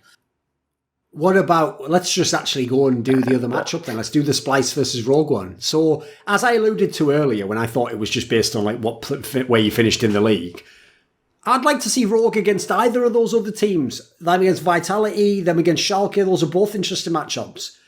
Against Splice, right, Veteran, you can start us off. Are they going to beat Splice? Sadly, it doesn't feel like it, mate, and with all the will of the world. If we go back to 2014, here we fucking go again. Jesus. 2016, 2017, 2018, we have always sent a team of rookies to Worlds, okay? I fucking refuse to let that end this year. I really want Rogue to make it. More than anything in my life. I want Rogue to make it. Because it's funnier when we send the rookies in and they're telling you all like the veterans from NA or whatever. It's funny, you have to admit. They're all fucking good though, man. Larson is fucking phenomenal. People started trying to flame him on Elitists me and by saying he's just the next Foggin, and Foggin was like, "What? Really?" I know. And then I was like, "Where's the insult?" Yeah, perfect. He's Foggin, but he is. He's the most. He's the only rookie where if you picked him up at the start of the split, he's just not a rookie. Like, you wouldn't treat him like you would treat any other rookie. Like, Larson is such a plug-and-play mid laner, but coming from the rookie scene, he's the most complete out of all of these rookie mid laners. He may not have the highest ceiling, but he is already there. Like, I would already feel confident. It looks very composed for a rookie. 100%. I mean, this guy is an Eastern European. And Eastern Europeans, I'm sorry, are the absolute best players to work with, okay? They are always well composed. And Larson is that, as well as being a very, very complete player in-game, what I see. Finn is probably the most phenomenal top lane talent coming out of the regional leagues. Wait a minute, I'm confused. Wait a minute, don't you mean he's like, isn't Larson from like the Nordic region? What do you mean Eastern European? Well, technically that's east of West Germany. No one can say that. When he says Eastern European, everyone thinks he's doing the fucking Slav squat with some fucking Adidas trackies on. The Slav squat. Smoking a cigarette, you know. I believe he's Swedish, isn't he? Yeah. Look. I mean, that counts for me. No, whatever. Northern European. I don't consider him doing the Slav squat. I just wonder where you're going with that one. He's not an Americanized European. Right. Okay. There you go. Moving. Wait, let's get to this Finn point, because I disagree that he is like the next. I don't know. You talk about him like he's the prodigal son. Rookies coming into the LEC, and like I think he is super high variance. I think he is really unreliable, and like when I watched his Kled for the first time, I was like, I'm really excited to see this Kled one trick, and he didn't flank once on a Kled. He literally did not like try and come behind a team once. Do you mean in spring? Game. If you mean in spring, then no, this split. This split. Because in spring, in his debut Kled game, yes, he was flanking. This split, he didn't flank. I actually approved of that because this split they decided to play super hard around him. Whereas in Spring Split, when they brought Finn in, they brought Finn in the meta where actually giving up wave priority in order to go for these groupings was necessary, and he did those on really strong timings on Urgot and also on Kled when he played Kled back then. And these were things that I had actually written about in an article that you can find on LoL Sports called The Ultra Liga Connection, that they should bring Finn in for, and he actually did that very well. So that's a bit of a mischaracterization. We go into the actual history of Finn's Kled in the LEC.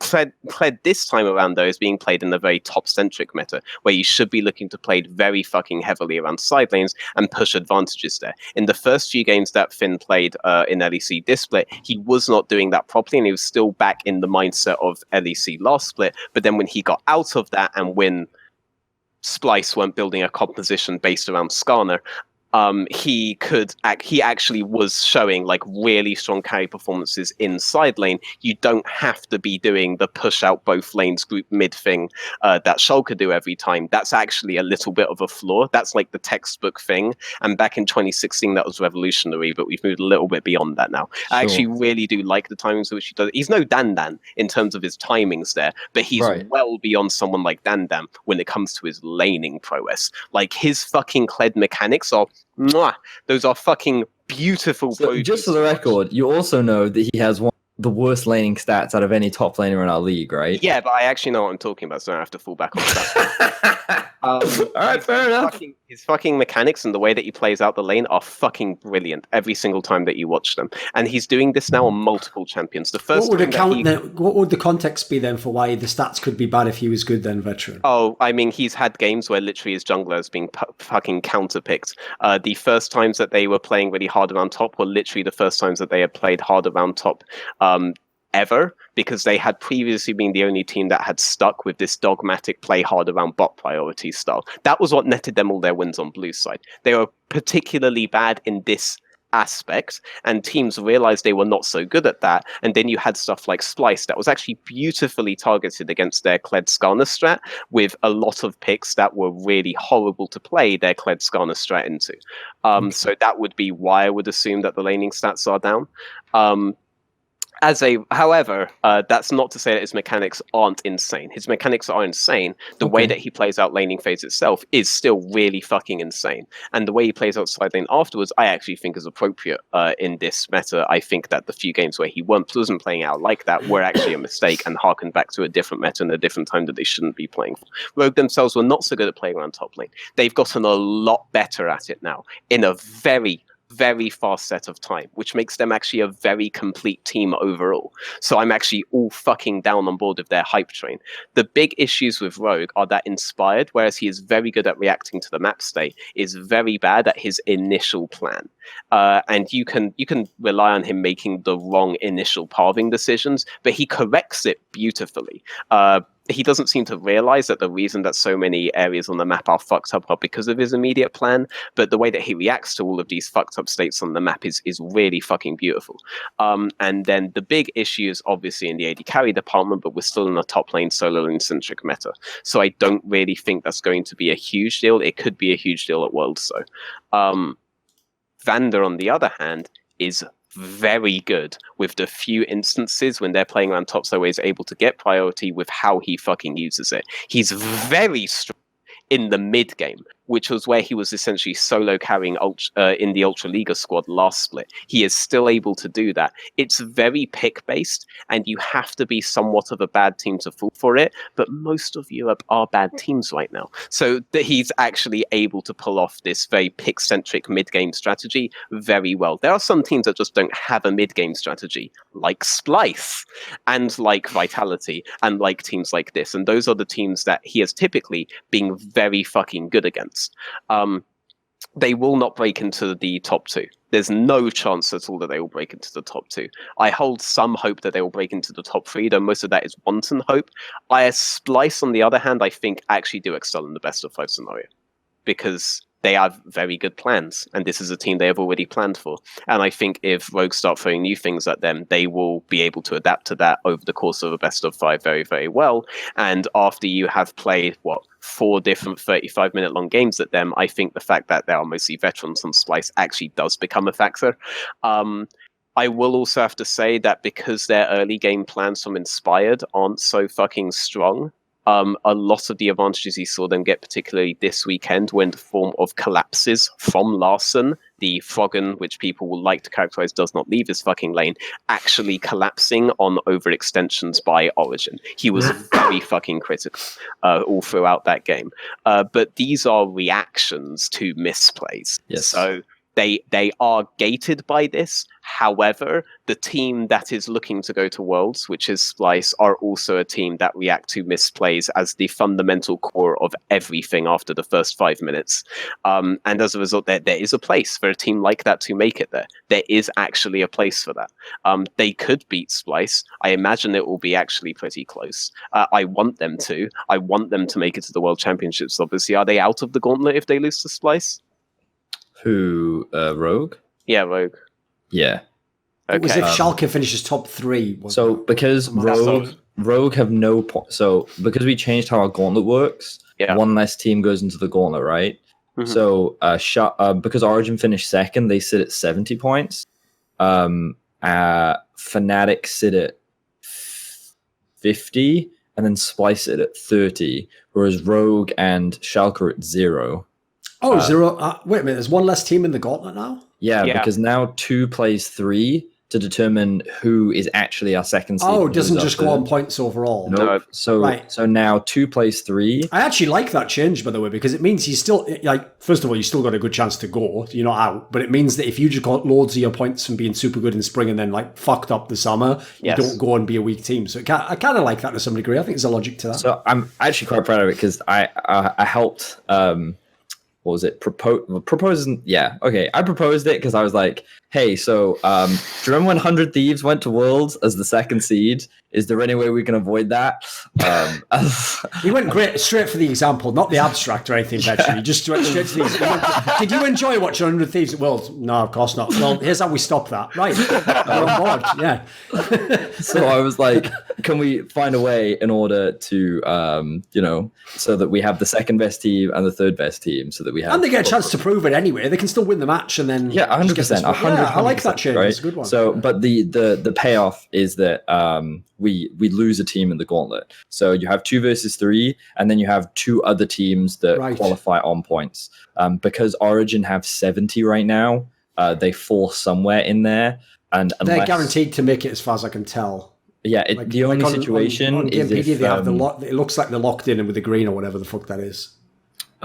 Wait, Origin really? Well, they have 70. So if you look at the teams below, well, 3 of the teams that are in the hunt have 30, 20, and 20. So that, like, I mean, I'm guessing, like, if some of those, like, and they all can't win, can they? Because they're all playing each other. Yeah. The 4 teams that haven't got a spot below Origin are all playing. So 2 of those are going to be eliminated and only get, like, 0 points, aren't they? Yeah. So that means Origin's in, yeah. It's between the others, as far as I can tell. Oh, okay. All right. I guess Just because they're all playing each other and they all can't go I through guess I anymore. need to double check my You numbers have then. failed, Vedius. Yeah. Here's the thing, Awesome. you're obviously right. Like, yeah, if Rogue wins the league, they obviously jump over Origin. But the point is, like, the others would still lose the. But it was because it was DeFisher that told me. DeFisher was like, if Schalke come top 3, then we won't be in gauntlet. So I was like, well, I assume DeFisher. Maybe he's right then. Maybe he's right. So I was like, all right, fair enough. I'll keep track To be of that. fair, who the fuck knows what he knows at this point in time? He's pretty good on camera. You know, behind the scenes, I don't know. You know. Well, I would go on. But yeah, so anyway, to backtrack, Rogue. So I've watched Rogue, but clearly have not been as passionate or as invested in Rogue as Veteran is. Because Basically, here's the analogy for you. Basically, to Veteran, Rogue is the team where it's like you're buying all these stocks now because you've got all this good info that they're going to be super sick in a year. So you're getting in now, as opposed to most people in the league are just trying to find like a stock that's pretty good and it's going to go a little bit higher. Yes. And this one's not bad. It's probably going to be, you know, they're all playing it a bit safer. So he's kind of like, for him, there's like 2 or 3 people in that team you can sort of put serious investment into, and then what you do is, I don't want to pull the curtain back too much on the Wizard of Oz here, you just forget the ones that don't make it, or you say something like, you come up, or you're the one you get the fast track on when they start to fail as well, so then it seems like you turned against them, and it's like, I always said he was going to fail at the end anyway, so something along those lines. That's the formula. Okay, keep following, kids. Stylistically, I think that Rogue and Splice are actually very similar. I think that, relatively speaking, both of them have not amazing early games. They don't excel at like snowballing or playing through their lanes. Xerxes can be very solid, and like he's often good at finding small advantages for Splice, but like not to a point at which they can snowball like a 5k gold lead within 15 minutes or whatever, right? So I think that both of them are very similar in how they approach the early game. And then the mid game, I've never thought that Rogue have an impressive or active mid game. Like, after talking with Veteran, I'm going to go back and watch Vander a little bit more. But to my recollection, at least over the last few weeks, I've never thought to myself, damn, this Rogue squad is like looking amazing in terms of them being proactive. I will say, as a complete layman, like when I watched some of their games from like the middle of the split, I thought they had a bunch of games where they looked pretty good just at moving around the map in the middle of the game. And that's what I do agree with, because like something that I feel that we've tried to praise Rogue a lot of is that they come across as actually quite like an aware and smart team, and it feels like they have the right idea of what they want to do, but often their execution fails.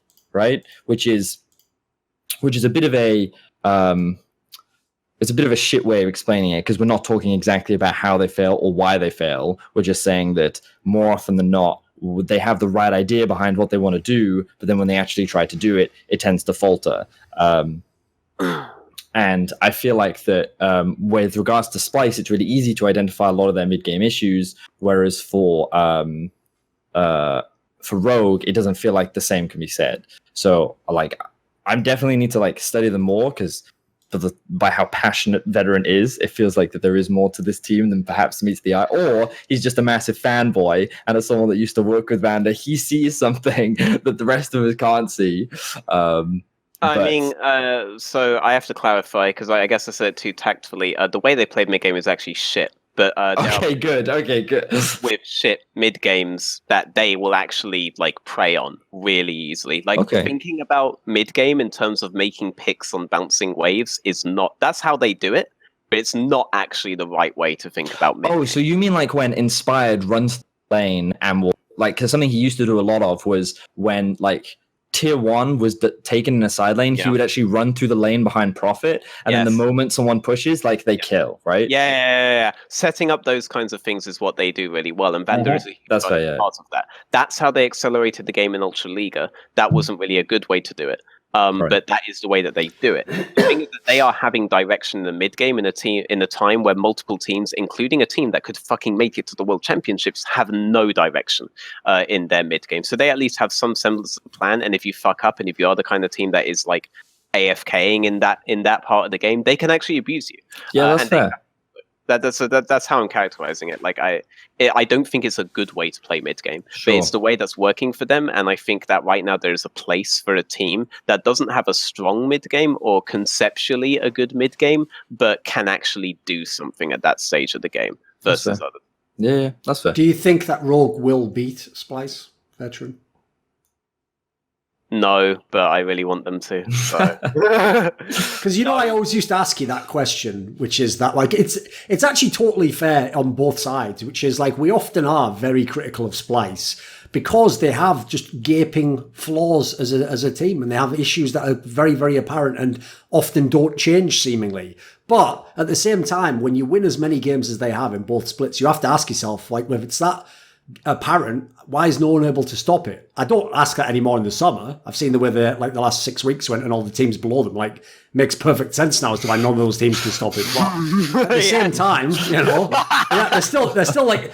Here's the problem: they're sort of begrudgingly good. I mean, no one is passing the test. And I think also, I do have to say, like, to talk about a strength of Splice, they are genuinely good at figuring out teams. They are genuinely good at figuring them out, and they've already done it once to. Oh, by the way, I'll say this. One thing that I think is very impressive, actually, I'll give the coaching staff credit on this, is unlike a lot of teams who were in their position, remember, they at one point in time thought they might even be able to get the second seed and finish above Fnatic. Yeah. Normally, teams who get into that position are so on like a fucking level 1 of mentality training, which is just telling your players they're the best all the time and that you were supposed to win and that you're going to beat everyone, which is actually a fucking whack way to do it. But it's above the level of just doing nothing and just leaving them to themselves. Well, the problem is, to me, a level above that is to be able to explain to your team why in this particular matchup you're not actually favoured, but by doing these things you can win. That's the way you frame it. So it's no longer a weakness that you might not be the best team against Fnatic, for example, if you can tell them, but here's the game plan that can beat Fnatic. That's actually a clever way to spin your confidence into the game plan. And they do seem to have very good self-awareness of what their limitations are in terms of what they should do against opponents. I can see why that would work, because if you're just telling them that they're the best all the time and then you present them a plan, you're going to try some ridiculous shit, yeah. Or you're going to think, why are we going to they're going to be like, why would we do that? Why don't we just like play our own game? Why don't we just play straight up and beat them? Yeah. So I can see the logic there, because that's like literally what I mean.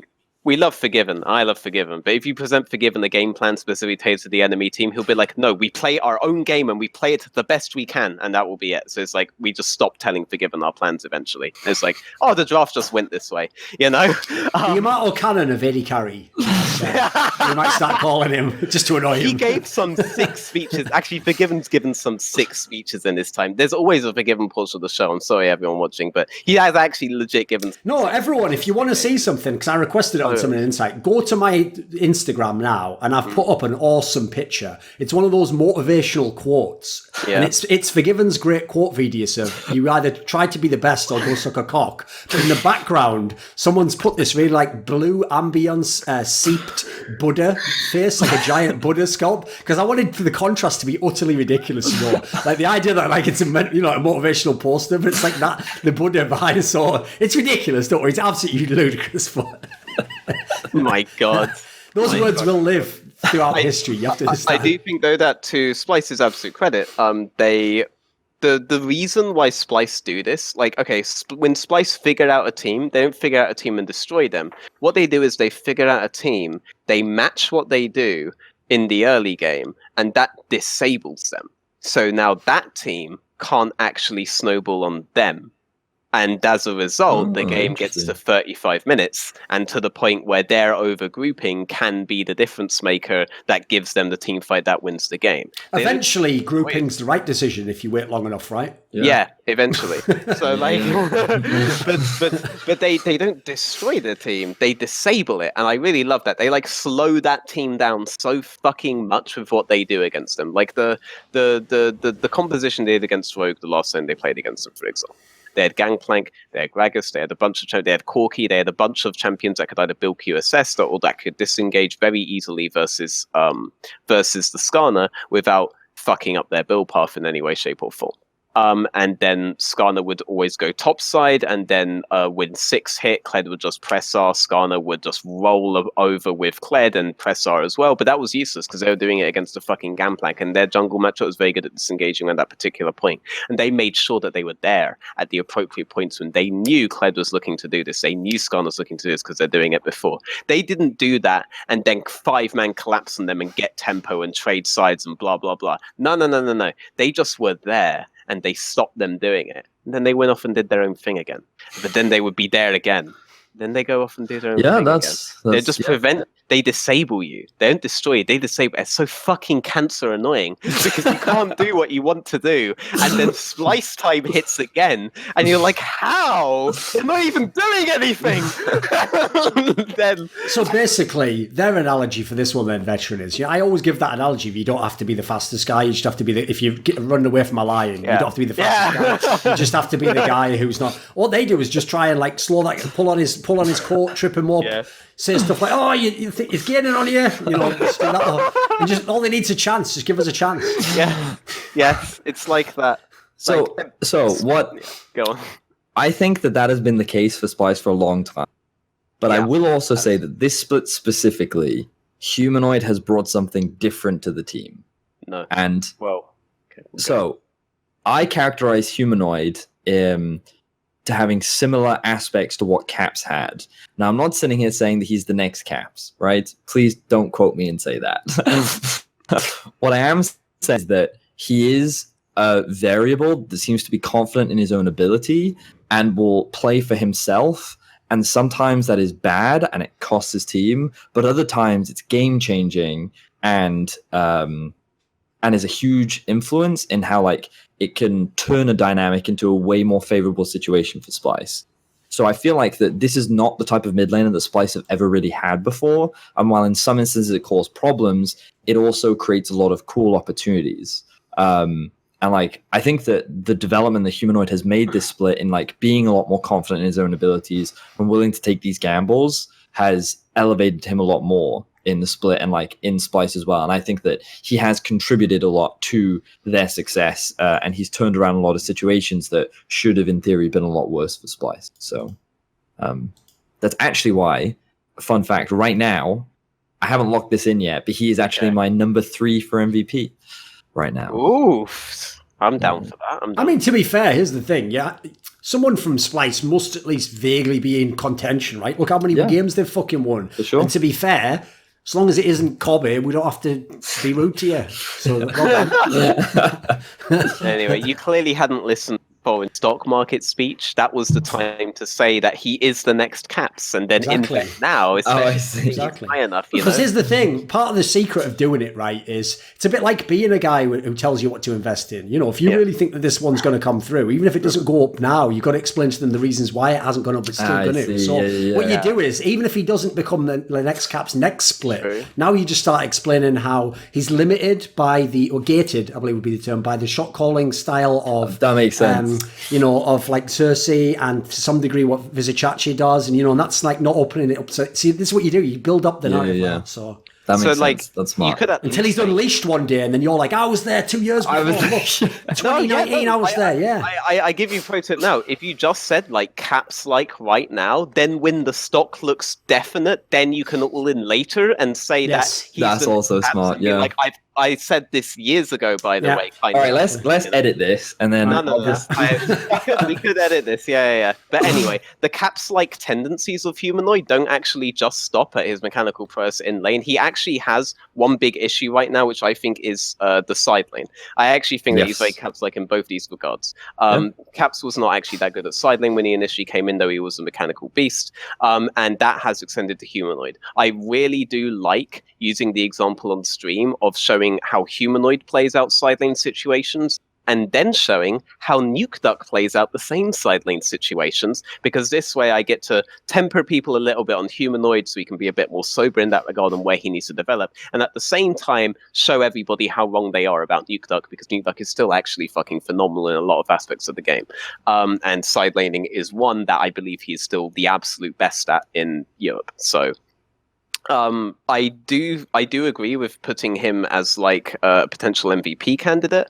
I disagree with your initial statement that he's bringing something like maybe I don't disagree that he's bringing something different, but I do think that the difference hasn't come from Humanoid. I think the difference has come from the same thing as SK, in that it's not a bot-centric meta anymore. It's not a meta anymore. We're waiting for our Vayne to hit 3 items. That's fair. And as a result, Humanoid's role has gone beyond being the best Azir in Europe in multiple games where I think he was robbed of MVP for literally holding midsection alone while they ward the exact same fucking Krugs area so Kobe can farm 4 waves there until the next time when he'll go there and farm 4 waves, and then I have to listen to, wow, Kobe has no deaths on Vayne this entire split because Humanoid is so fucking good, by the way. Holy shit. All he has to do is farm at this section that you're only able to get control of because Humanoid is 1v4ing in mid lane permanently. So his function is being able to grow because we're not in that meta anymore. We're now in a much more solo lane centric meta, and it is actually called upon him to step up somewhat. But I believe that was always there from him. I've followed him very extensively over the years. He's been on multiple teams where most of his team members are fucking diamond to master tier level, and he has gotten some of these teams to the top 8 of EU Masters on a very consistent basis. A lot of people like to cite to me how when I made the Abadage humanoid tweet, that like, well, Abadage just finished above him in TCL. It's like, that's because Abadage's team was fucking sick, and Humanoid joined a team that was Misfits level garbage and brought them to one position behind Abadage's team. Okay, like, this guy has done so much with so little for so long that when Kobe got MVP, it was like, of course. He's fucking done it again, and again, no one has fucking noticed. So I slightly disagree with it there. I think he's always been insane. He's being very unique as well, in that his foundation, like, leader obviously is a bunch of like side lane bruiser, melee fighters, assassins, blah, blah, blah. But he was an Azir Z2 trick from day one. That was his champion pool. When he had a shallow champion pool, it was a fucking mage and a fucking assassin. It's like, this is the kid with the fucking future. And I've been very fucking happy watching him expand. He is like the most talented. By the way, just to again insulate you from the obvious nitpicking, Veteran, he technically was just all pro first team. He didn't get the MVP. The MVP was Caps, actually. Oh yeah, the MVP was Caps. Yeah. Okay, just so people don't nitpick it, we know what you mean. He's basically the AD carry MVP, wasn't he? I mean, these guys keep having to like correct it in their heads when I say last year, but I mean last split. So surely they're able to do this really correct right now, you know. Yeah, exactly. But I've really enjoyed watching Humanoid. I actually do think he should be in contention for MVP. I think it's a delayed MVP from last split as well, where I thought he was the most valuable part of that team, and I think he's gone underappreciated for far too long in his very, very long career at this. So I'm glad that he's in contention in yours. Right, Vedius, just tell us who wins the Splice Rogue series. Oh, Splice. I'm currently got a 3-0 prediction. Right, in that case, how about we do this as the last topic then? Since you touched on it already, why don't we just do the other MVP candidates and see whereabouts you come down? Because the one I'm interested in is, this is the bizarre thing, I think, about this particular split, is I actually think this, like, if probably the thing that's going to make G2 in history, when 2 or 3 years down the line and we're looking back on this particular 5-man lineup, the thing that will make them be OP is that they weren't just a super team when they were created. Like, they remained like a super team. And as a result, I think it's going to be the only team ever where, no joke, every player at one point in his career will have been an MVP candidate. Because when you hear the people putting people on foot and fought, like Spring Split, Wonder, Caps obviously won it, right? These were players people were putting forwards. Yep. This split, some people have Perks the best ADC. Yankos I've heard a lot of support for. Veteran actually thinks Mickey X is the best player. Like, it's not like any of these are wrong opinions. They're all pretty well founded. They're a fucking unreal team. So the interesting thing for me is, it's obviously a bit unreasonable to have like 3 MVPs from the same team. Like, by definition, that doesn't make sense. So to me, you should probably pick, like, you don't have to, but you should probably pick one player from G2, one player from Fnatic, you know, like it. So who would the G2 player be for Vedius is the question. So it's interesting because right now, and I'm happy that you mentioned that. Right now, top 3, I have Yankos, Perks, and then Humanoid. And I debated very heavily the same thing that you just proposed, which is because MVP should be like most valuable player. And like different people have different perceptions on like how they rate what a valuable player is. And it's like one of the easiest arguments, if you remove that player, can you replace him for an equally skilled player and achieve the same results, right? And the problem I find with G2 is that if you remove any player, and like if I remove Perks and put in Reckless, that's not the same G2. If I remove Caps and put in, I don't know, Nemesis or Humanoid, that's not the same G2, right? And so like you can't use that logic. And so I sit there and I think I tried to evaluate like what does this player bring that is so different from the other players on the team. And I really wanted to put Mickey on there because I agree with Veteran. I think Mickey is a phenomenal player. I love chatting to him about the game because I think he's very smart and he's insanely confident about his own skill while also being very humble. But the reason why I have Yankos as my MVP is because I think that I've come to realize how intelligent he is as a jungler and that he always, nonstop is thinking about what the next step is, what the team should be doing. And I'm not saying that he's micromanaging his team, right? Because G2 is full of very smart players that all know what they need to be doing. And like, if he says this is what we should be doing, they all realize, okay, this is my responsibility here. But I feel that Yankos brings so much like stability, consistency, control, awareness, like everything that you need in order to make these 5 unique, confident, creative, flexible players all gel together. And so that's why he edged it out for me. But like, I still debate every day if I should even have a second G2 player in my top 3, because you're like, I have to like heavily debate who on Fnatic. Should someone from Fnatic be in that list? Is anyone deserving? Like, I've debated maybe putting Bwipo in there because of how valuable he's been to the team, and I've been like, is it really worth it? Has he actually been that good? Blah blah blah. So I'm always open to hearing other people's opinions. Sure. I'd actually love to hear what you have to say, Thorin. Do you think it's okay to put people from the same team within an MVP list? Here's the thing. In some cases, I do. So the one that immediately springs to mind is when Bjergsen and Doublelift were both on TSM at the same time. Like, they were absolutely the 2 best players in the league playing on the same team. And because of the roles they play, they were able to both carry, both get all the time, basically. So, like, it was pretty impressive stuff. But I also do think what makes that different is, despite the fact that at the time people would have told you that TSM team was a super team, I thought certain elements of the team were a bit weaker or a bit overrated. Sure. Top side of the map, hint. But anyway, like, you know, I thought as a result, like, basically people were stealing a bit of the credit and trying to do what they do with G2 now. But I think with G2 it's legit, which is like... Yeah. I think it's only slight preference as to which player you think's the best in G2, or very brief current form. Like, if you want to look as a like holistic look at G2, so like I said, it's one of the only teams I've ever seen in my entire time watching League of Legends where at different times you really could have made a case that each player was the MVP of the league. Like, they're that outrageously good. And then also, like you said, the key part is stylistically, whereas some of those other teams, like the TSM team I'm referring to, was massively based about smashing the lane. It's like it's a lot easier to isolate the players in that context. Whereas the problem is G2's entire style, the way that the 5 players play together, as you say, you can't just take out one piece and then even put in an equally good player because they might not have the same mentality, the same intuitive sense for playmaking that Veteran referred to earlier. So a problem with that is I think collectively they're all adding something to each other, and also at the same time maybe some of them wouldn't show as much of that if it was a different player next to them in the server. So I don't necessarily mind if you want to put another player. Like, Perks is not a bad shout. I would maybe myself say, if I'm going to go with another player, the one that jumps out to me would be Hylissang from Fnatic. I would probably say I'd maybe have him up there. I agree with you, by the way. I've had Jankos as my MVP for most of the split, and I don't think much has changed. I'd agree with most of what you've said. Like, what I actually like about him especially is basically he fits the criteria of what everyone... This is the reason why, if you don't watch LCK and you've only watched international competition, so you barely know who Griffin is, one of the real reasons to hype Griffin, right? This is why everyone who's a fucking piece of people who follow League of Legends ruin League of Legends for the fans.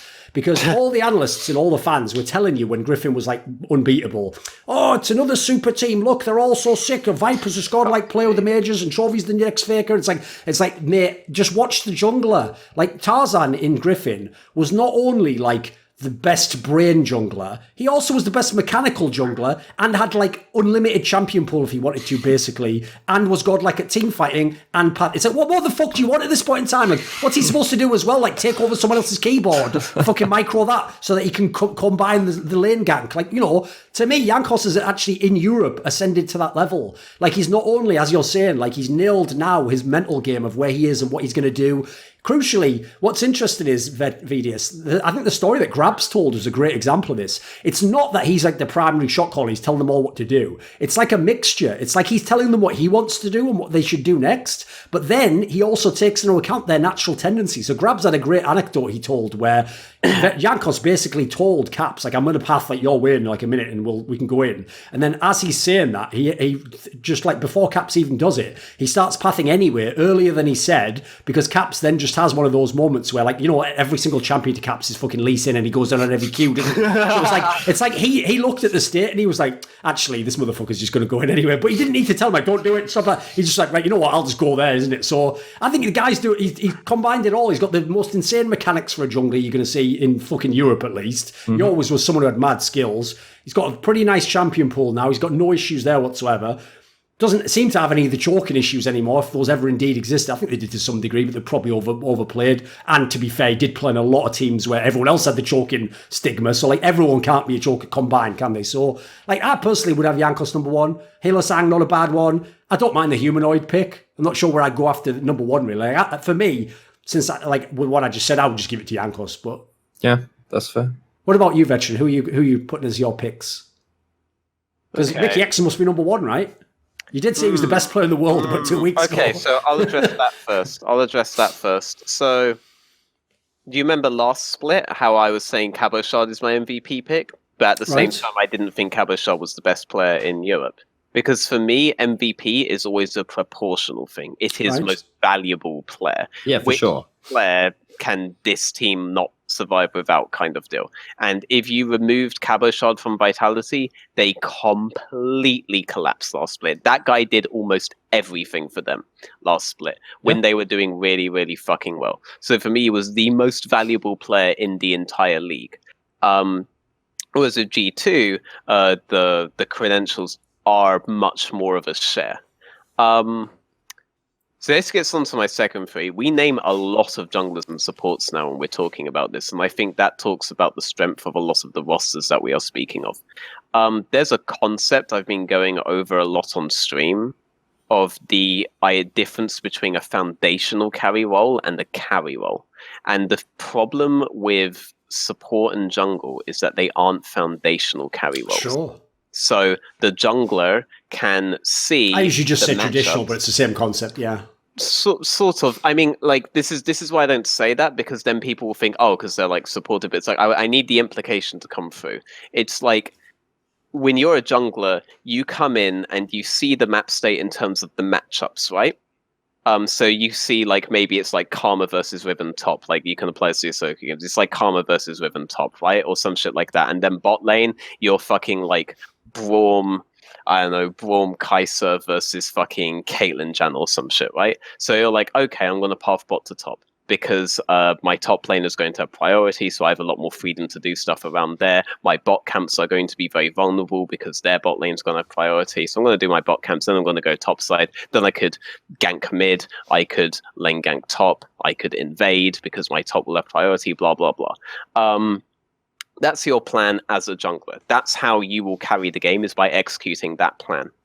What actually happens is that Riven solo kills your Karma before you're finished doing Wraiths, and then you have no topside control anymore whatsoever, and your whole fucking plan is fucked. You haven't been able to show that you can carry from the jungle yet. You haven't been able to show that better jungler wins.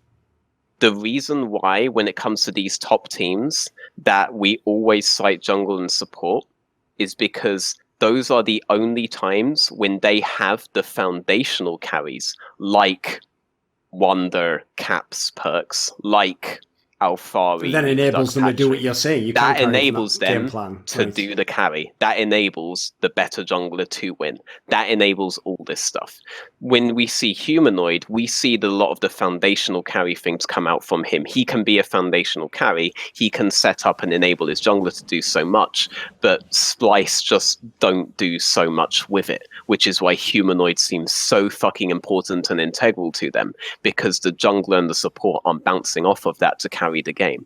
Mickey X and Jankos, on the other hand, are almost perfect with their laners. And what you just said is a very big deal for him, in terms of like Jankos will not just like path accordingly, assuming that his matchups can do it, but he also knows that integrally Caps will make decisions that are suboptimal to his matchup, and he will reinforce that matchup. You know, that's like the next level. That's intuitive, intelligent, insane jungling. That's something I saw from Inspired, and is why I rate Inspired highly, even if I think his plans are kind of bad. He reacts to those kinds of map states very, very well, because he knows if he doesn't have this, he can't carry. He can't carry from the jungle war if you don't have this.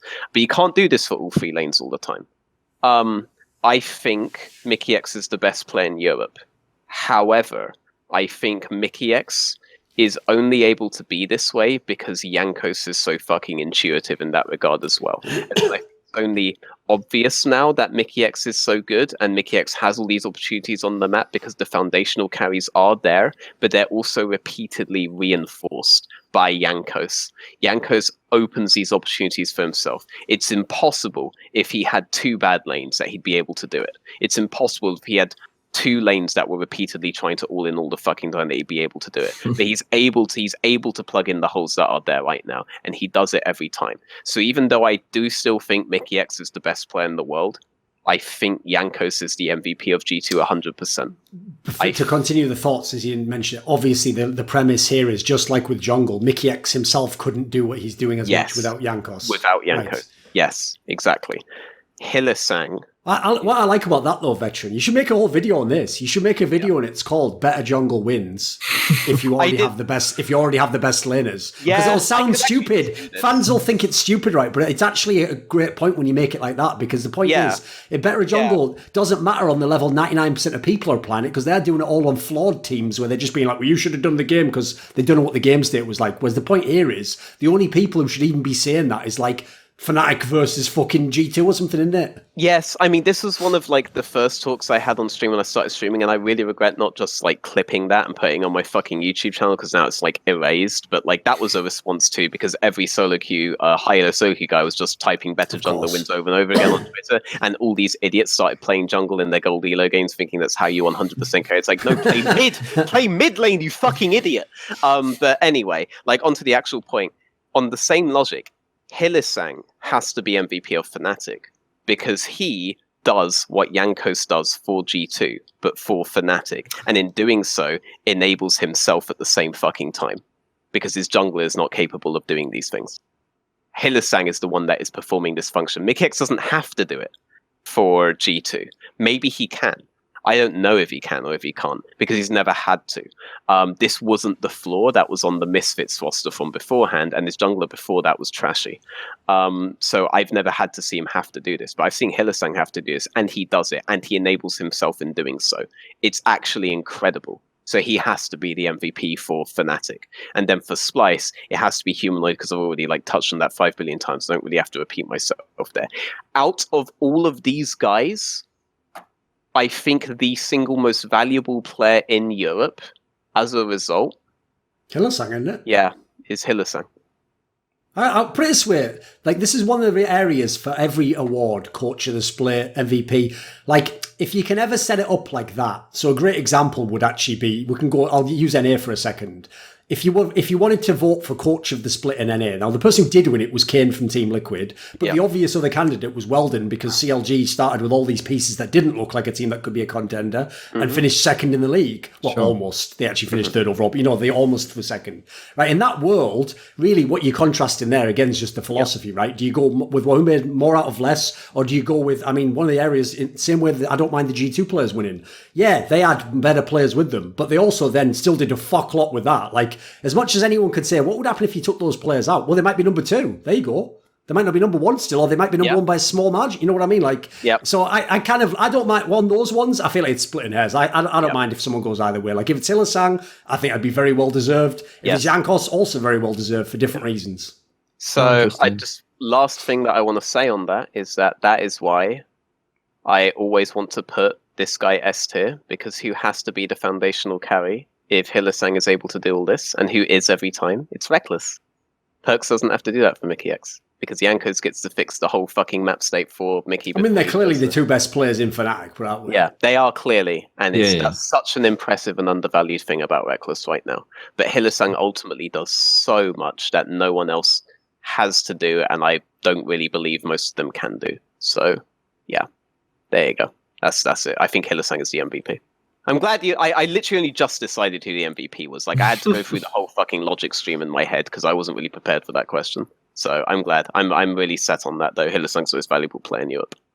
And Cabochard was last split. But whoever voted Caps, if you voted Caps, you entered it. So I voted, I went Cabochard Caps. Okay, there you go. You're in my good book. Wait, but hang on. I say this, right? Oh, you can prove it, because my votes are public. It'll be on the ballot. It'll be somewhere. So I made it to you. But that's one of those things where on the one hand, I appreciate that Riot does it. I like the transparency. I like to be able to see who voted for it. But I do just open it to get. It's like when you open power rankings. The problem with power rankings videos is that no one will ever agree. Right? It's the whole point of them. In fact, it's to spark discussion. Right? The problem is I only open those ballot things to decide who am I angry at this time. And all I do is just go through, going, this worthless motherfucker, this idiot. It's free content, isn't it? It is. It really is. Like, I appreciate it, though. I appreciate it. Because then you even get to make 30-minute long videos on the problem with voting only the best players for MVP. Exactly. This video was kindly supported by Patrick Ribeiro, Penguin Off 9, Dean Tanglis, Andreas Snazore Westerlund, Fat Guy got 24 ADR in an online qualifier, Lee Chaolan, Blunt Smoking Anus Destroyer, JDubs, Chi Mao, Tobias Bernasconi, NateDOhDoubleG, Alexander Rao, Kolja G, and as always, special thanks goes out to Jerky's Minion. Now, do you want to suggest a topic or a guest for some of my content? Obviously, I have quite a varied output. Do you want to ask me a question for my monthly video AMA? Maybe you want teasers, see who the guests are on my next shows. Do you want to take part in a donator discussion with me about esports? Well, if so, put your money where your mouth is. Join the Scrilluminati today. In the description box below, there's a Patreon link.